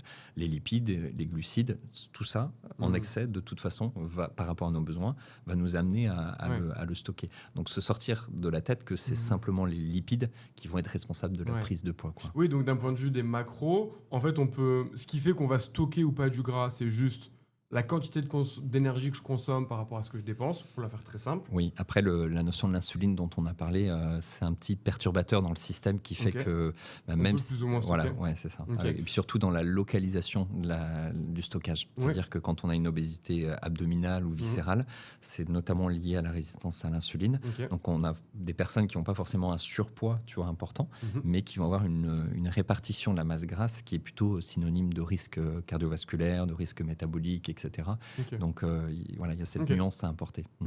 Et qu'en réalité, on pourrait manger beaucoup de lipides, mais si on a une alimentation équilibrée, on ne stockera pas et on ne créera pas plus de gras que ça. C'est quelle est ta charge calorique globale. Et c'est pour ça que tu as les modèles un peu conventionnels avec au moins la moitié de l'apport énergétique total sous forme de glucides. Souvent, on va parler de 30-35% de lipides et 10-15% de protéines. Donc, et plus précisément, on va parler après de grammes de protéines rapportés au poids corporel, ce que tu as évoqué. Mais là, je donne les grandes masses. Et effectivement, si on parle par exemple d'une alimentation high fat, low carb, donc c'est une alimentation, on va augmenter la part de lipides au détriment des glucides et on peut se retrouver avec 20-30% de glucides par exemple et donc davantage de lipides. Et puis si on va encore plus loin, on a ce qu'on appelle le régime cétogène où là on va avoir très peu de glucides, en moyenne maximum 50 grammes par jour, ça dépend là aussi des personnes. Et donc ça veut dire qu'on va avoir 80-85% de nos apports énergétiques totaux sous la forme de lipides. Donc c'est beaucoup. Et ce qui explique que tu as des personnes qui vont avoir du mal à couvrir ces besoins caloriques parce qu'en fait, déjà, puis surtout le gras va te donner un effet de satiété beaucoup plus rapide que les glucides. Et puis tu as moins de variété alimentaire. Donc c'est vrai, quand tu manges cétogène, tu es vite amené à manger moins, voilà, tout pareil, et donc moins. Et les complications du régime cétogène ne sont pas en général spécifiques au régime cétogène, c'est à la façon dont est fait ce régime cétogène. Et là, je fais une petite parenthèse, mais qui est très importante, c'est-à-dire que pour les personnes qui mangent cétogène ou des gens qui font du jeûne intermittent, ou tu parlais tout à l'heure de végétal, des personnes qui vont être véganes, le nerf de la guerre, c'est la balance calorique, c'est-à-dire couvrir les besoins caloriques, et on aura beaucoup moins de complications que ce qu'on attribue souvent à ces modèles-là. Donc c'est juste un élément, mais qui est important. Clôture sur cette partie-là et sur la partie lipides aussi, les principales sources de lipides à favoriser pour les gens, tu préconiserais quoi? Alors, sans rentrer dans le niveau 3, parce qu'on a parlé des acides gras, donc effectivement, privilégier plutôt des oméga 3. Donc, ça va être les petits poissons gras, comme les sardines, les maquereaux, 1 à 2 fois par semaine. Les œufs, on a parlé de la filière bleu blanc cœur, par exemple, ou des poules qui ont été nourries avec des graines de lin. Des ruminants qui ont été nourris à l'herbe, donc le bœuf, les produits laitiers, etc., issus de ces animaux. D'avoir de l'huile d'olive, on parlait tout à l'heure d'oléagineux avec les noisettes, les noix, les amandes, là aussi c'est des éléments qui sont intéressants. L'huile de colza qui est un peu sujet à polémique actuellement. Beaucoup de mal, c'est mon ami Ben qui me dit non, c'est pas tant la cata que ça, l'huile de colza, faut se calmer. Mais oui, c'est ça en fait, c'est qu'encore une fois on caricature beaucoup d'éléments, et c'est venu notamment des États-Unis parce qu'on a des huiles qui sont raffinées et qui vont être intégrées justement dans des produits ultra transformés, ce qu'on évoquait tout à l'heure, c'est-à-dire tu vas avoir des madeleines industrielles ou des pâtisseries qui vont utiliser de l'huile de colza, c'est-à-dire une huile qui est riche en oméga 3, et les oméga 3 ont cette spécificité d'être très oxydable. C'est-à-dire ce qui fait leur force fait aussi leur faiblesse quelque part. Et dès que tu les montes en température, dès que tu les raffines, donc tu vas enlever des éléments protecteurs à ce niveau-là. Effectivement, tu crées une oxydation, ce qu'on appelle une peroxydation lipidique. Et ça, c'est plutôt délétère. Mais c'est pas, c'est pas le problème de l'huile de colza, c'est le traitement, voilà, et ce qu'on en fait en termes de process. Un peu comme l'huile de lin. Alors l'huile de lin encore plus, parce qu'elle a davantage d'oméga 3. Donc ça, c'est des huiles qu'il faut pas faire cuire. Surtout pas. Simple. Donc tu les mets à la fin, une fois que ton repas est dans ton assiette, tu mets ta cuillère. Exactement. Et à conserver au frigo aussi. Au frigo, et 1 à 2 mois grand maximum. Et donc ça, il y aurait lin, colza. Alors lin, moi je la conseille pas justement parce qu'elle est trop riche quelque part en oméga 3, sauf si tu es sûr que tu as une huile de lin ultra fraîche, donc etc. C'est plus pour un sportif par exemple? Oh non, c'est encore un autre aspect. Mais l'huile de colza, c'est un bon compromis. Tu as l'huile de noix aussi, mais pareil, qui s'oxyde assez facilement. Tu as l'huile de cameline, par exemple. Mais globalement, le combo olive-colza est plutôt intéressant. Et au moins 3 à 4 cuillères à soupe par jour, 1 à 2 de chaque. J'ai appris ça il n'y a pas longtemps, c'est énorme, je trouve. Mais c'est bien. Mais ça va vite. Mais ça va tu fais une vinaigrette, tu mets facilement 1 à 2 cuillères et c'est tout à fait OK. Donc justement, je pense que le message clé, c'est de se sortir de la tête que le gras est mauvais, etc. C'est beaucoup plus complexe que ça. Et quelque part, heureusement, parce qu'on a une machine qui est très, très subtile. C'est énorme dans le bon sens du terme, dans le sens où en fait, on peut manger beaucoup de gras et une bonne cuillère d'une bonne huile d'olive, c'est trop bon.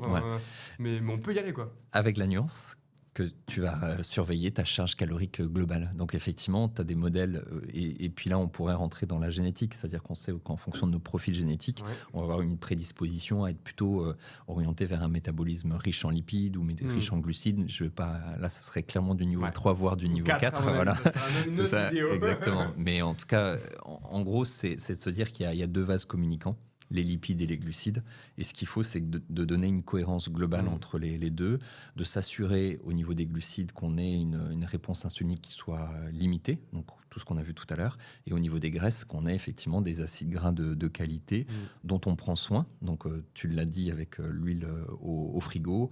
Si c'est des sardines, des maquereaux, alors si tu manges du saumon, du thon, c'est-à-dire des gros poissons qui sont plus malheureusement contaminés en métaux lourds et autres, dans tous les cas, de ne pas les faire cuire à haute température, de les faire frire, griller, etc. Parce que là, tu oxydes ces oméga 3.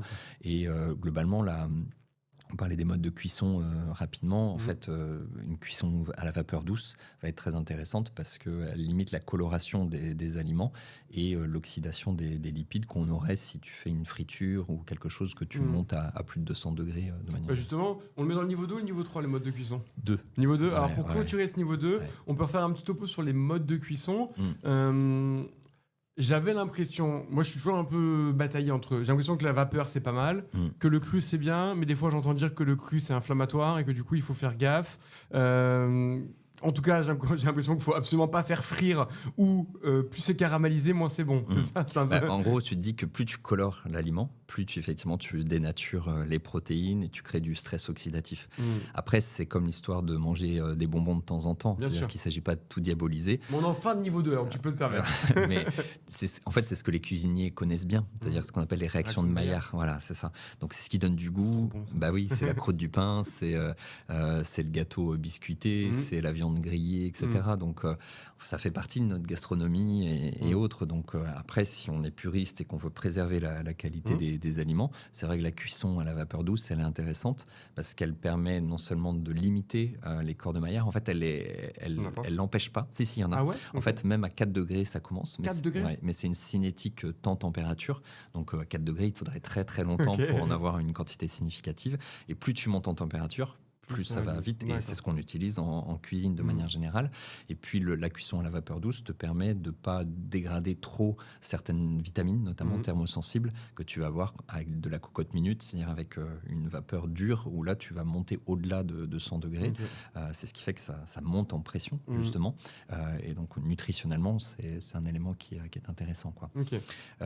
C'est en lien avec, pas forcément le mode de cuisson, mais je pense à la vapeur douce, donc je pense forcément aux épices, aux aromates. Tu vois, et là, je le mettrais bien dans ce Je crois que ça n'a absolument aucun rapport. Non, Je te laisse le mettre là, mais tu as essayé de me glisser les aromates alors, en lien. Mais vas-y, je t'écoute. J'essaie de mettre le maximum de choses. Limite, ça, pour moi, ça irait dans le niveau 1 quand tu parlais de manger varié et coloré. Oui, mais je m'explique quand même. Vas-y. Ce que j'avais en tête, c'est que c'était le modèle méditerranéen, en fait. Et dans le modèle méditerranéen, tu as effectivement de la couleur, tu as la préservation des aliments, et puis tu as surtout plein d'épices, d'aromates, de l'ail, du romarin, du thym, de l'oignon, etc. Et puis tous les épices non méditerranéennes, peut-être du curry, du clou de girofle, la cannelle, etc. Peu importe. Mais en fait, j'avais surtout la synthèse de tout ce qu'on se dit. Pour moi, c'est le modèle méditerranéen. Et c'est pour ça que je passais. J'ai besoin de me justifier quand même par rapport à ça. Et ce côté, du coup, cru inflammatoire, c'est une idée reçue, c'est vraiment le cas? Ouais, ça dépend de quoi on parle. C'est-à-dire que en fait, le cru n'est pas inflammatoire en soi. Par contre, quand tu vas... Alors, ça dépend là aussi des types d'aliments. Si on parle des fruits et des légumes ou des végétaux de manière générale, c'est vrai que les fibres vont s'attendrir, vont se solubiliser avec la cuisson. Donc en termes de digestibilité, c'est plus digeste, c'est plus facile. Et tu as ce qu'on appelle des fibres dures qui peuvent irriter un petit peu la muqueuse de l'intestin. Donc inflammatoire au sens où il y a potentiellement une irritation chez des gens qui sont sensibles. Oui, c'est le cas. Et dans ce cas-là, on va déjà conseiller de manger des fruits ou des légumes pelés et pépinés, bien mûrs, également, et si ça suffit pas, d'aller effectivement vers du cuit. Mais dans la structure de base, c'est d'avoir idéalement à chaque repas du cru et du cuit. Donc une portion de légumes de chaque ou un fruit, un légume.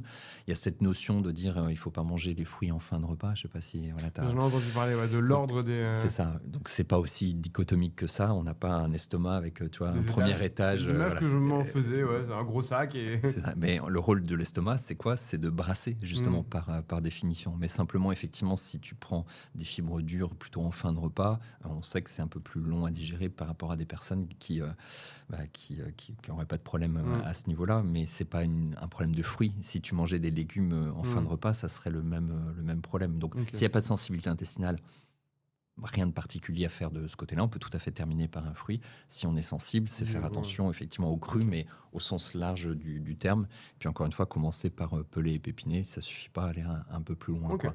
Mais ça, c'est le côté fruits et légumes. Après, pour les protéines, la cuisson présente des avantages parce que ça va permettre de rendre les protéines plus digestes pour beaucoup. C'est l'exemple tout à l'heure qu'on donnait avec les œufs, par exemple.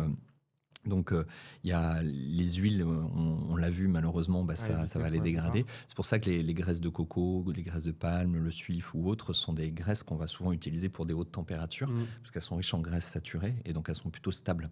Ce qu'on va toujours éviter, c'est de dépasser ce qu'on appelle le point de fumée d'une huile. C'est-à-dire que quand tu fais chauffer une huile et fume, tu la jettes de manière générale. Et en clair, pour faire simple, plus ton huile est riche en graisses saturées, et plus elle est stable à haute température. Et plus il y a des polyinsaturés, notamment des oméga 3, plus elle est fragile, quoi. Okay. Donc c'est vrai que si tu fais des fritures, la graisse de coco, alors ça donne du goût particulier, mais si on aime ça, ça va être plus intéressant que l'huile de colza. L'huile d'olive, elle est un peu intermédiaire. Tu peux la chauffer, mais pas trop. Donc voilà, c'est vrai que la cuisson, en fait, en fonction du type de nutriments, si on reste dans les macros, on va avoir des impacts un peu différents, quoi. Ok. Écoute, je pense qu'on a un bon deuxième niveau. C'est pas mal, ouais. Les principaux macros, on a quand même bien précisé. Et les modes de cuisson. T'as un truc à rajouter ? Ouais, j'ai quand même envie de rajouter un truc. Ouais, parce que j'ai parlé du petit-déj. Et je pense que dans le niveau 2, on peut vraiment parler de l'organisation des repas, tu vois, de manière générale. Et de se dire, le midi, on reste un peu sur le même modèle. C'est-à-dire des protéines, des graisses, des fibres. Donc, on a vu fruits et légumes crus, cuits, la volaille, du poisson, 120, 130 grammes, par exemple. Alors j'ai dit quoi ? J'ai dit les légumes, donc les protéines, des huiles, on en a parlé, et éventuellement des féculents, si justement tu as eu notamment une séance le matin, pas le matin, en fin de matinée entre midi et 2, donc pour refaire ton stock de glycogène. Et puis si tu as une séance en soirée, effectivement tu peux te dire que tu consommes un peu de féculents, mais c'est pas si nécessaire que ça, mais là c'est une nuance que je vais mettre de côté pour rester dans le côté standard non sportif. Une collation dans l'après-midi si tu le souhaites, avec quelques oléagineux, un fruit, 1 ou 2 carrés de chocolat par exemple. Et puis le soir, plutôt un modèle végétarien avec les légumineuses dont on a parlé. Du coup, nous apporter glucides et protéines. Exactement. Ça peut être aussi des produits céréaliers, les légumes crus, cuits qu'on a vus, les huiles de qualité, quelques oléagineux aussi si on le souhaite, et des produits laitiers pour ceux qui les tolèrent et qui souhaitent en consommer. On est sur une bonne structure de repas, et là pour moi on peut clôturer comme ça sur un bon modèle. De, sur une journée type un peu équilibrée avec ce deuxième point. Et maintenant on est vraiment sur des experts, des gens qui mangent déjà tout ça, qui veulent aller encore plus loin et veulent encore plus optimiser leur santé et leur nutrition. Et donc là on partira sur les micros. Je pense qu'on peut rester sur le dernier point des lipides, qui était celui sur lequel on a un peu coupé court dans le but de rester sur l'univers 2, mais où on peut se permettre, à mon avis, là, de rentrer un peu plus dans les détails, justement, entre les différents oméga. On entend beaucoup parler de cette balance oméga 3, oméga 6. J'ai l'impression que les oméga 9, tout le monde s'en bat les steaks. Est-ce que tu peux nous détailler un peu plus tout ça, s'il te plaît ? Dans le modèle méditerranéen, justement, tu as beaucoup d'oméga 9, donc c'est intéressant. Et, on peut expliquer en 2 mots le modèle méditerranéen, parce que sûr, il y en a qui ne connaissent pas plus que ça. Moi, je viens de Nice, alors j'aime bien. En plus, pour moi, c'est ce sur quoi je m'inspire. Et en fait, on l'a fait depuis le début. C'est pour ça que je parlais des épices et des aromates, parce que je voulais clôturer un peu tout ça. C'est-à-dire que effectivement, c'est une base de fruits, de légumes, alors plutôt sur des logiques aussi de produits locaux. Parce qu'en fait, le modèle méditerranéen, il peut être très différent en fonction de la géographie. Au niveau historique, on a plein de nuances, mais là, c'est pas le sujet non plus. D'avoir des huiles d'olive, historiquement. Après, dans le modèle crétois, on avait des escargots qui mangeaient du pourpier, qui avaient des oméga 3. Aujourd'hui, c'est plus le cas, donc on va te donner plutôt les huiles de colza. Si tu aimes ça, voilà. Oui, mais malheureusement, ils mangent plus forcément de pourpier, en tout cas en France ou autre. Et on parle des petits poissons gras qu'on va retrouver aussi, les sardines, les maquereaux, les anchois. On peut avoir de la volaille, mais là aussi en petite quantité, des œufs. On a des produits fermentés également dont on a parlé. On a des légumineuses, etc. On a parlé avec le levain, par exemple. Oui, c'est vrai. Mais effectivement, on peut décliner sur d'autres choses. Produits fermentés, tu le mettrais dans quoi ? C'est même pas dans les macros au final. C'est encore un élément supplémentaire. C'est plus microbiote en réalité. Oui, c'est ça. On regarde pour après. Oui, niveau 3. On reste sur les lipides. Oui. Donc, si je parle maintenant plus précisément des oméga 3, oméga 6, en fait, effectivement, on ne parle pas des oméga 9 en général dans le sujet, parce qu'en fait, on a des enzymes. Là, je peux me permettre d'être plus complexe. Vas-y, là, tu lâches les chiens. Depuis tout à l'heure, tu te brilles. Vas-y, donne tout. On a une enzyme qui s'appelle la delta 6 désaturase. Allez, c'est parti. Et encore, attends, c'est le début. Donc, en fait, qui est une enzyme commune à la voie de métabolisation des oméga 6 et à la voie de métabolisation des oméga 3. Et en fait, de manière assez simple, quand tu mobilises davantage une voie au détriment de l'autre, tu vas potentiellement empêcher ou en tout cas altérer la métabolisation de toute une filière des oméga 3 ou des oméga 6. Et aujourd'hui, dans notre alimentation, globalement, on a beaucoup d'oméga 6 et on n'a pas assez d'oméga 3. Oui. Mais on a surtout une problématique avec les oméga 6 à longue chaîne et les oméga 3 à longue chaîne. C'est-à-dire que la filière des oméga 6, au niveau végétal, on a ce qu'on appelle l'acide linoléique, qu'on va retrouver dans l'huile de tournesol, de pépins de raisin, de maïs, etc., qui va être métabolisé par une série de désaturases et d'élongases, je me permets sur la technicité, qui va être dépendante de ton statut en magnésium, de ton statut en fer, de ton statut en vitamine C, en zinc. Il y a pas mal d'éléments. La sensibilité à l'insuline va intervenir aussi. C'est-à-dire les gens qui ont des résistances à l'insuline, des états d'obésité, les personnes âgées, les nourrissons, beaucoup etc., qui font que tes désaturases, et notamment la delta 6, ne fonctionnent pas très bien. Et alors, c'est pas un problème pour les oméga 6 parce qu'on a ce qu'on appelle l'acide arachidonique, qui est un oméga 6 à longue chaîne, qu'on a déjà beaucoup dans notre alimentation, et notamment parce qu'on a des modèles d'élevage intensifs, typiquement les ruminants élevés, je parlais tout à l'heure de soja, de maïs, etc. Parce qu'en fait, tu as des oméga 6 dans ces aliments, l'animal le métabolise à notre place, et on se retrouve avec beaucoup d'acide arachidonique. Juste, tu dis métaboliser, c'est pareil que synthétiser ou créer. Oui, c'est transformé, voilà, c'est ça, okay. Globalement. Et dans la voie des oméga 3, donc on a le précurseur végétal qu'on appelle l'acide alpha-linolénique, qu'on va retrouver dans ce qu'on évoquait tout à l'heure, c'est-à-dire le colza, les noix, les graines de lin, la cameline, le pourpier dont je parlais, les graines de chia par exemple. Et on va faire appel à ces élongases et à ces désaturases pour avoir ce qu'on appelle... Donc des enzymes. Oui. Pour faire très simple pour les gens, on a dit quand c'est fini par ose, c'est des glucides. En général, quand ça finit par ase, c'est des enzymes. C'est bien ça. C'est ça. Donc des petits éléments qui vont aider notre corps à créer certaines réactions chimiques. Qui vont aider à transformer, à catalyser, etc. Et tu as à la fin ce qu'on appelle le PA et le DHA. Et c'est ces molécules qui nous intéressent. Le DHA va intervenir sur la structure des membranes cellulaires. En fait, on a une double couche de phospholipides. Et dans ces phospholipides, on a deux pattes, pardon.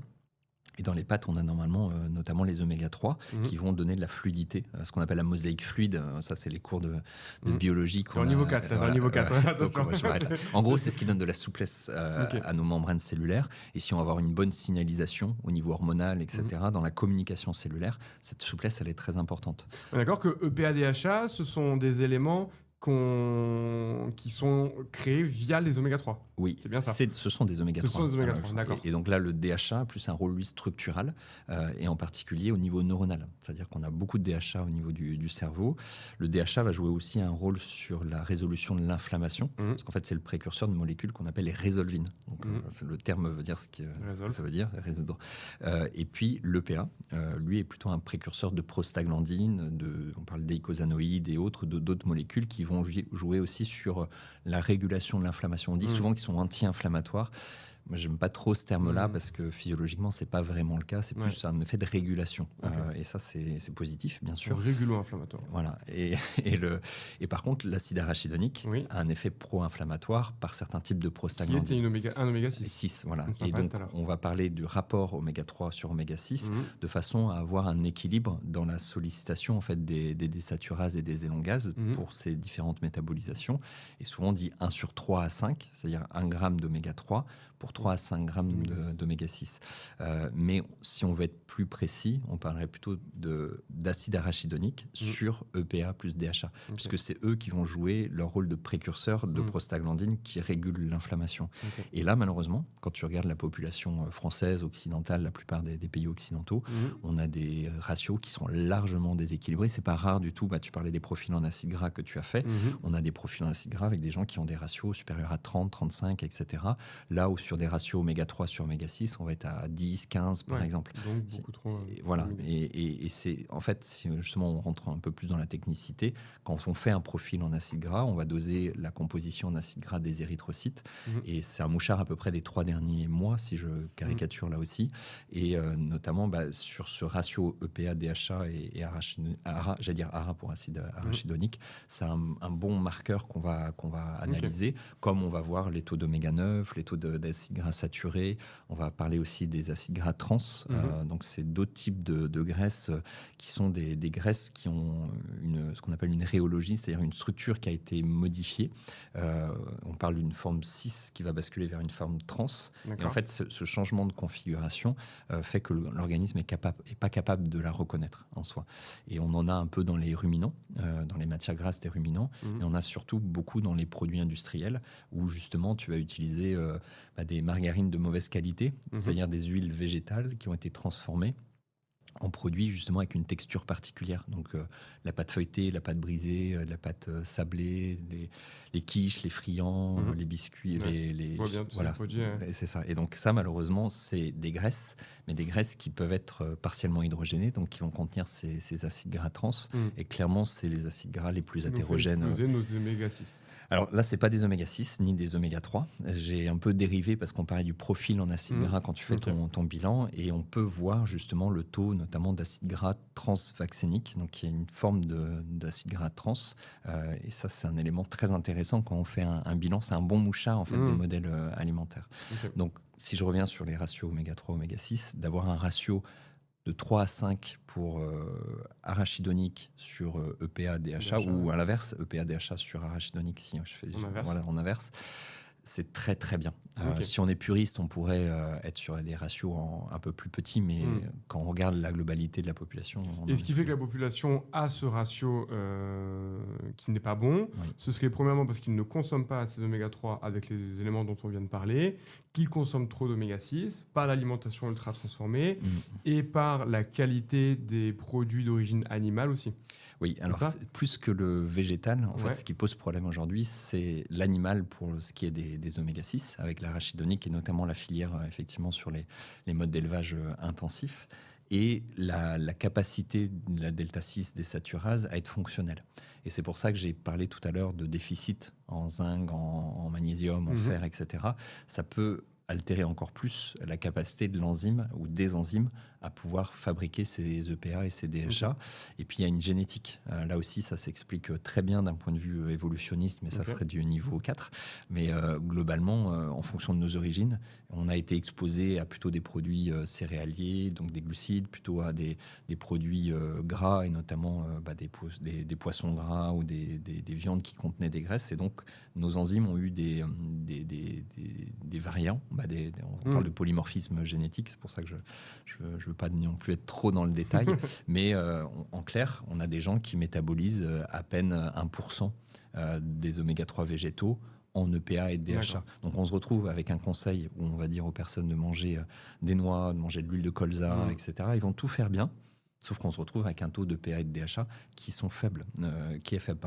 Et ça peut être lié à des déficits, ça peut être lié à la résistance à l'insuline, au surpoids, tout ce que j'ai évoqué tout à l'heure, ou à des origines génétiques. Et justement, le profil en acide gras, ça va être précieux pour essayer d'analyser un peu plus en détail ça, quoi. Et je rebondis tout à l'heure, tu m'as parlé des escargots qui ne mangeaient plus de pourpier. Pourpier, merci, je ne connaissais pas le... ça explique que du coup, la nature des oméga qu'on tire d'escargots n'est pas la même. Oui. Et c'est un peu... Alors, je ne connaissais pas cette variante-là, mais moi, c'est l'image que j'en avais par rapport aux œufs. Oui. Souvent, on pense que les œufs, c'est pas bon pour le cholestérol, etc. Mais qu'en réalité, en fonction de ce que va manger la poule, les oméga qu'on va en tirer seront différents. C'est un peu ça l'idée ? Oui, alors le cholestérol, c'est un autre sujet. Mais c'est souvent dans l'idée des gens, ils disent j'ai peur du cholestérol. Oui. Mais en tout cas, un œuf peut nous donner des oméga-6 et d'oméga-3 selon ce que la poule a mangé. Oui, et c'est pour ça que je disais tout à l'heure des poules qui ont été élevées avec des graines de lin ou de la filière bleu-blanc-cœur. C'est-à-dire que tu as le lin qui va être riche en oméga 3, qui va être métabolisé par l'animal et qui va nous permettre d'avoir directement les oméga 3 à longue chaîne. Dans les œufs, on a plus de DHA que de PA. Après, dans les poissons, tu vois, quand on parle des poissons gras, c'est la même chose. C'est-à-dire que eux vont se nourrir de phytoplancton. Après, quand on parlait des saumons prédateurs qui vont manger les autres petits poissons gras, etc. Donc, on va avoir des taux de PA et de DHA qui sont naturellement présents dans la nature. En fait, les poissons, les animaux, on fait le travail à notre place, quoi. Là où nous, en fonction de notre génétique, on a une prédisposition plus ou moins forte à bien les utiliser. C'est pareil pour la viande, etc. En fonction de comment mon bœuf va être élevé, élevé, Oui. Ce que moi je vais en tirer sera différent. Oui, c'est pour ça que j'insiste beaucoup sur le côté élevage intensif versus élevage extensif ou du bœuf nourri à l'herbe, parce que quand la vache va manger du foin, va manger de l'herbe, va être en pâturage, en fait l'herbe contient plus d'oméga 3 et tu vas avoir une métabolisation là aussi en EPA et DHA, alors que si tu lui donnes des aliments riches en oméga 6 comme le soja ou le maïs, tu te retrouves avec plus d'acide arachidonique, qui est le problème principal aujourd'hui. Des fois, on entend dire qu'il faut éviter l'huile de tournesol, tu vois, ou autre. Très clairement, aujourd'hui, compte tenu de la difficulté de métabolisation et des apports, c'est beaucoup plus l'acide arachidonique qui est problématique que tous les oméga 6. Et dans les oméga 6, je peux me permettre, c'est du niveau 3, on a des intermédiaires qu'on appelle le GLA et le DGLA, donc l'acide gamma-linolénique et autres, gamma-linoléique, pardon. C'est des acides gras qui sont aussi très importants. C'est des précurseurs de prostaglandine, et notamment pour l'aspect hormonal, en particulier chez les femmes, pour la partie cutanée, sur l'hydratation de la peau, etc. C'est des acides gras qui sont très importants. Donc en fait, on a tendance à mettre tous les oméga 6 dans le même panier, alors qu'en fait, il y en a qui sont vraiment essentiels. Tous sont essentiels. Tout n'est plus question de dosage, de toute façon. De dosage et puis d'origine, tu vois, où on intègre les oméga 6 dans la filière, en fait, globalement, quoi. Ok. Par rapport aux protéines, si on veut rentrer un peu plus dans le détail, qu'est-ce qu'on pourrait essayer d'affiner par rapport à ce qu'on a vu tout à l'heure? On a vu un peu de végétal, un peu d'animal, on avait vu à peu près les grandes quantités à apporter en fonction de nos âges et de notre niveau de pratique. Comment on pourrait aller encore plus loin là-dessus, d'après toi? Déjà, on en a parlé un petit peu avec la cuisson. Ça, c'était plutôt dans le niveau précédent. On a parlé de la chronobiologie. Donc, c'est par ça aussi que j'ai conclu dans le niveau 2, en te parlant du petit déjeuner avec plutôt des protéines animales et plutôt des légumineuses, produits céréaliers là, sur la fin de journée. Donc là aussi, c'est des notions qui sont intéressantes. Après, on peut parler de l'association entre les protéines végétales, par exemple, pour des gens végétaliens ou des personnes qui sont véganes, par exemple. Et effectivement, on disait avant de consommer systématiquement à chaque repas et des légumineuses et des produits céréaliers ou des oléagineux, parce qu'effectivement l'aminogramme, c'est-à-dire le profil en acides aminés des protéines, n'est pas idéal. T'as pas une protéine idéale, en fait. Historiquement, c'était la protéine de l'œuf qui était vraiment utilisée comme référence, mais justement entre le blanc et le jaune, c'est-à-dire qu'il y avait une complémentarité dans les deux. Et les protéines végétales ont des lacunes, les protéines animales en ont aussi d'autres, mais globalement, on a rarement des gens qui sont que carnivores, c'est-à-dire mangeraient que des produits animaux. Donc on arrive bien à associer en tant qu'omnivore les deux. Pour les personnes qui sont végétaliennes ou véganes, là, il faut trouver la complémentarité au sein du végétal. Et en fait, avant, on disait de manger toutes les catégories à chaque repas. Aujourd'hui, on sait que c'est pas du tout nécessaire. C'est sur un cycle de 24 heures, voire bien au-delà. Donc, ça lâche un peu tu vois, ça baisse la pression. C'est-à-dire que si la personne, elle veut manger des lentilles le midi et le soir, elle veut manger du riz, du sarrasin, etc., et ben, ça sera tout à fait OK. En fait, c'est se dire que l'équilibre, il doit se faire sur 24 heures, voire sur plusieurs jours. On a des données épidémiologiques qui sont intéressantes et je pense notamment à une publication qui a été faite sur la capacité de l'organisme à mieux préserver certains acides aminés qui sont déficitaires dans les protéines végétales à partir du moment où il y a quand même une quantité qui est suffisante, qui est significative, pardon. Et ça veut dire d'avoir une variété dans les produits végétaux qui est suffisante. C'est-à-dire qu'en clair, pour être plus synthétique à ce niveau-là, les personnes véganes ou végétaliennes qui mangent tout le temps les mêmes produits végétaux, là, ça peut être problématique au niveau protéique. Des personnes qui ont une bonne variété entre produits céréaliers, légumineuses et oléagineux, globalement, même s'il y a des apports quantitatifs un peu moins importants, il y a un turnover qui a plutôt tendance à s'équilibrer. Parce que, juste pour rappel pour ceux qui nous écoutent, les protéines sont une association d'acides aminés, donc c'est comme des petites briques. Il y en a différents types. Certaines sont ce qu'on appelle essentielles. Donc en gros, on est obligé de les apporter par notre alimentation. D'autres, on arrive avec d'autres éléments à les fabriquer nous-mêmes. Quand on a un régime varié, c'est assez facile d'avoir tous les acides aminés dont on a besoin. Par contre, quand on a une alimentation purement végétale, il faut être beaucoup plus rigoureux. On peut quand même tous les avoir, c'est bien ça, mais par contre, ça nous demande une plus grande variabilité et de se dire juste, j'ai besoin de mes 80 grammes de protéines et donc je vais manger des pois chiches et des lentilles. Vous aurez vos protéines, mais vous n'aurez pas tous les acides aminés. C'est ça, alors on les aura tous, mais pas dans les bonnes proportions. Dans les bonnes proportions. Et donc, effectivement, ça peut être un facteur de déficit ou de déséquilibre. Donc, c'est pour ça que le fait de varier Encore une fois, pas forcément sur un même repas. Et ça, c'est un point clé parce que ça change la vie quand même beaucoup des... Je m'étais fait vraiment pendant mon challenge parce que j'avais pris les protéines végétales de Aromazone parce que j'ai trouvé bonnes en goût. Et en fait, je me suis rendu compte que leurs protéines d'amande, c'était que de l'amande. Là où la plupart des marques qui proposent des protéines végétales sont une association. Et on m'avait dit, mec, fais gaffe parce qu'en fait, là, sur un challenge d'un mois, c'est pas grave, mais en réalité, malheureusement, tu ne rapportes qu'une source d'acides aminés et donc sur le long terme, tu vas être carencé. C'est ça, au-delà d'une source, en tout cas que certains, et complètement. Donc, tout à fait. Ok, donc faire attention. Mais de toute façon, c'est un conseil qu'on peut donner même à une personne qui aurait un régime omnivore, de varier de toute façon ses sources de protéines. Mais ça revient au premier niveau, où là, on parlait du animal végétal et de la variété. Quoi. Ok. Est-ce qu'on peut... On va arriver à la fin un peu de cette vidéo de parler justement des aliments fermentés. Je trouve que c'est un aliment une catégorie qui est bien pour ce niveau 3. Moi, je me suis mis à en manger depuis peu. Kombucha, kimchi et compagnie. Est-ce que tu peux redéfinir un peu ce que c'est et nous expliquer pourquoi est-ce que c'est pertinent de manger, comme je dis à ma chérie, des carottes périmées qui sont bonnes pour ta santé. Voilà. En fait, alors il y a différents types de fermentation, mais la principale qu'on a aujourd'hui dans la cuisine, c'est plutôt la lactofermentation. Donc, quand tu vas manger un yaourt, un fromage, en fait, les bactéries, c'est de la fermentation. Le levain. Le levain pour le pain, tout à fait. Tu parlais du kimchi, des légumes lactofermentés, donc la choucroute, les carottes. En fait, maintenant, il y a plein de déclinaisons possibles. Alors, ça va être souvent avec du sel. Bon, il y a des recettes différentes. Tu as effectivement le kombucha, le kéfir de fruits, kéfir de lait. Tu as le thé puer, par exemple. Je ne connais pas. C'est un thé, à la base, qui est un thé vert, mais qui a justement une fermentation intermédiaire. Parce qu'en fait, quand on parle de thé noir, thé vert, thé oolong, thé bleu ou thé blanc, c'est des niveaux d'oxydation. C'est pas vraiment de la fermentation. Et dans le thé puer, c'est une vraie fermentation. Alors, ça peut être une fermentation humide, une fermentation sèche. Et tu as des grands crus de thé puer, comme le vin. En fait, tu as des années, etc. Bon, bref, là, ça sera encore un autre... Le vin, c'est de la fermentation ? Comment ? Est-ce que le vin, on peut considérer que c'est de la fermentation ? Oui, mais on va pas le mettre l'alcool, dans le côté... dans l'alimentation santé, on enlève l'alcool. Mais juste pour réfléchir, c'est de la fermentation. Okay. Et...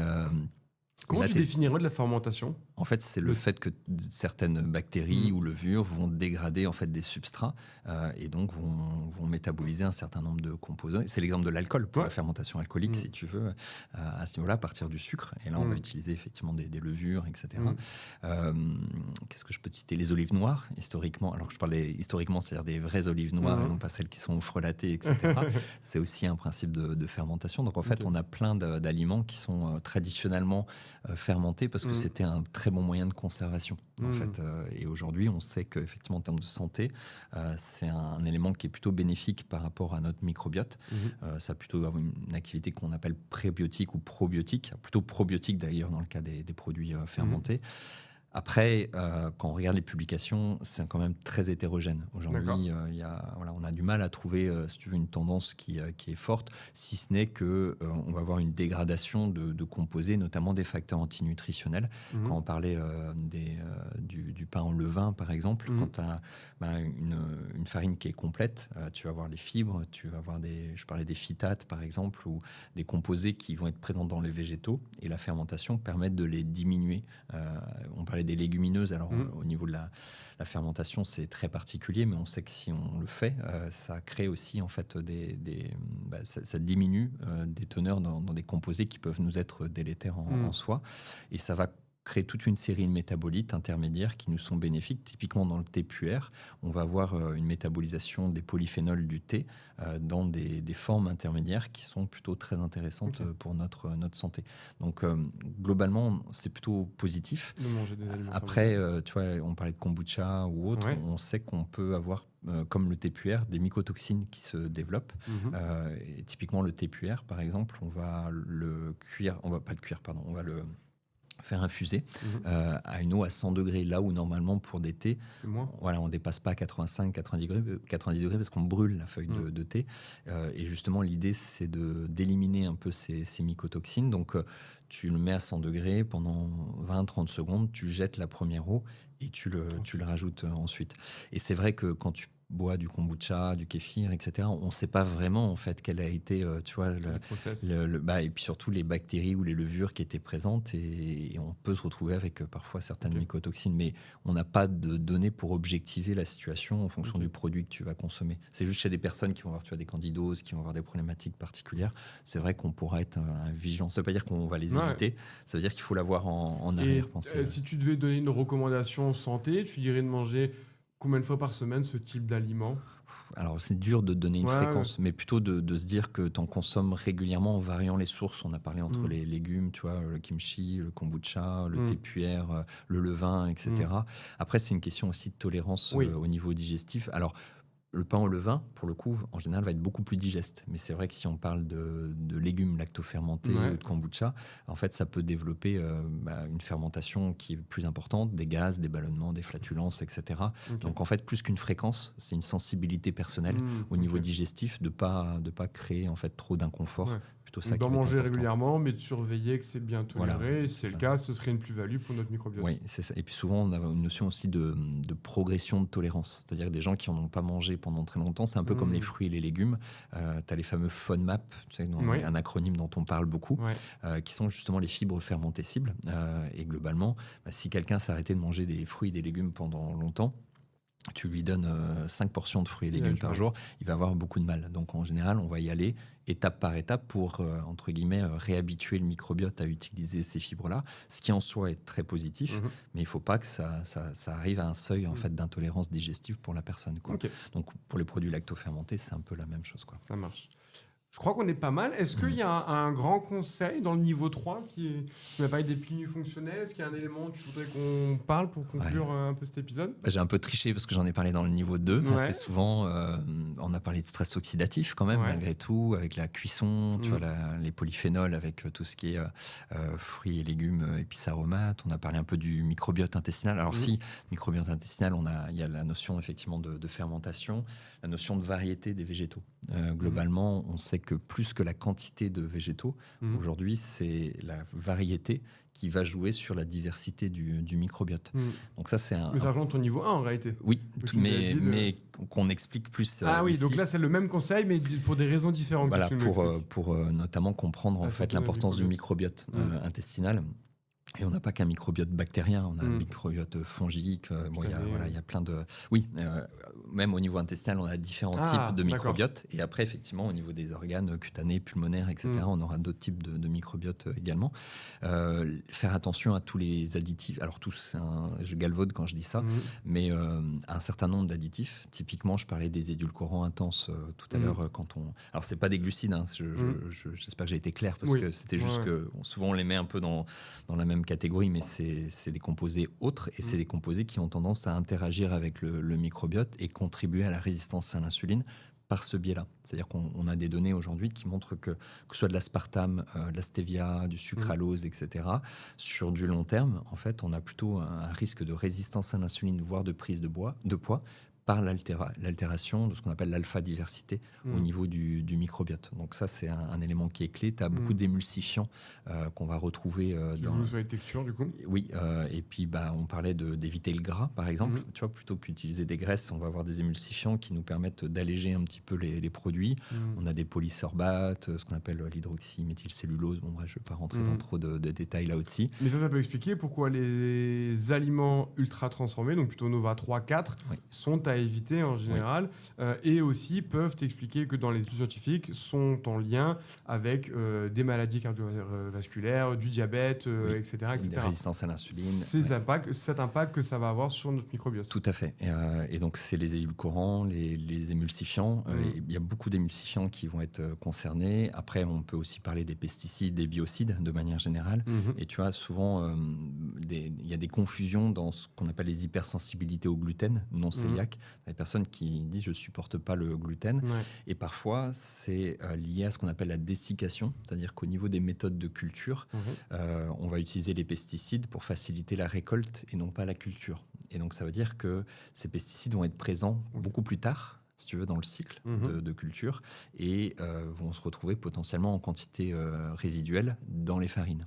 En France, on n'a pas le droit d'utiliser la dessiccation pour le blé, Mais en Europe du Nord, au Canada, aux États-Unis, c'est le cas.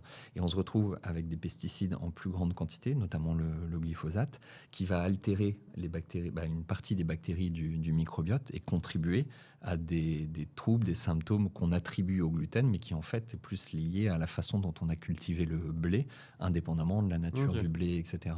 Donc plus on va limiter les intrants chimiques, et là on parle des pesticides, des édulcorants, etc. On facilitera. Et plus on prend soin un peu de notre microbiote. Ok. Tu vois, puis il y aurait alors, plein de choses à dire. Juste une anecdote qui est intéressante. C'est L'anecdote, on la garde, vas-y. Tu as un rythme circadien du microbiote. C'est-à-dire que... Qui est différent de celui qu'on connaît, de notre système nerveux, etc. Qui est autonome.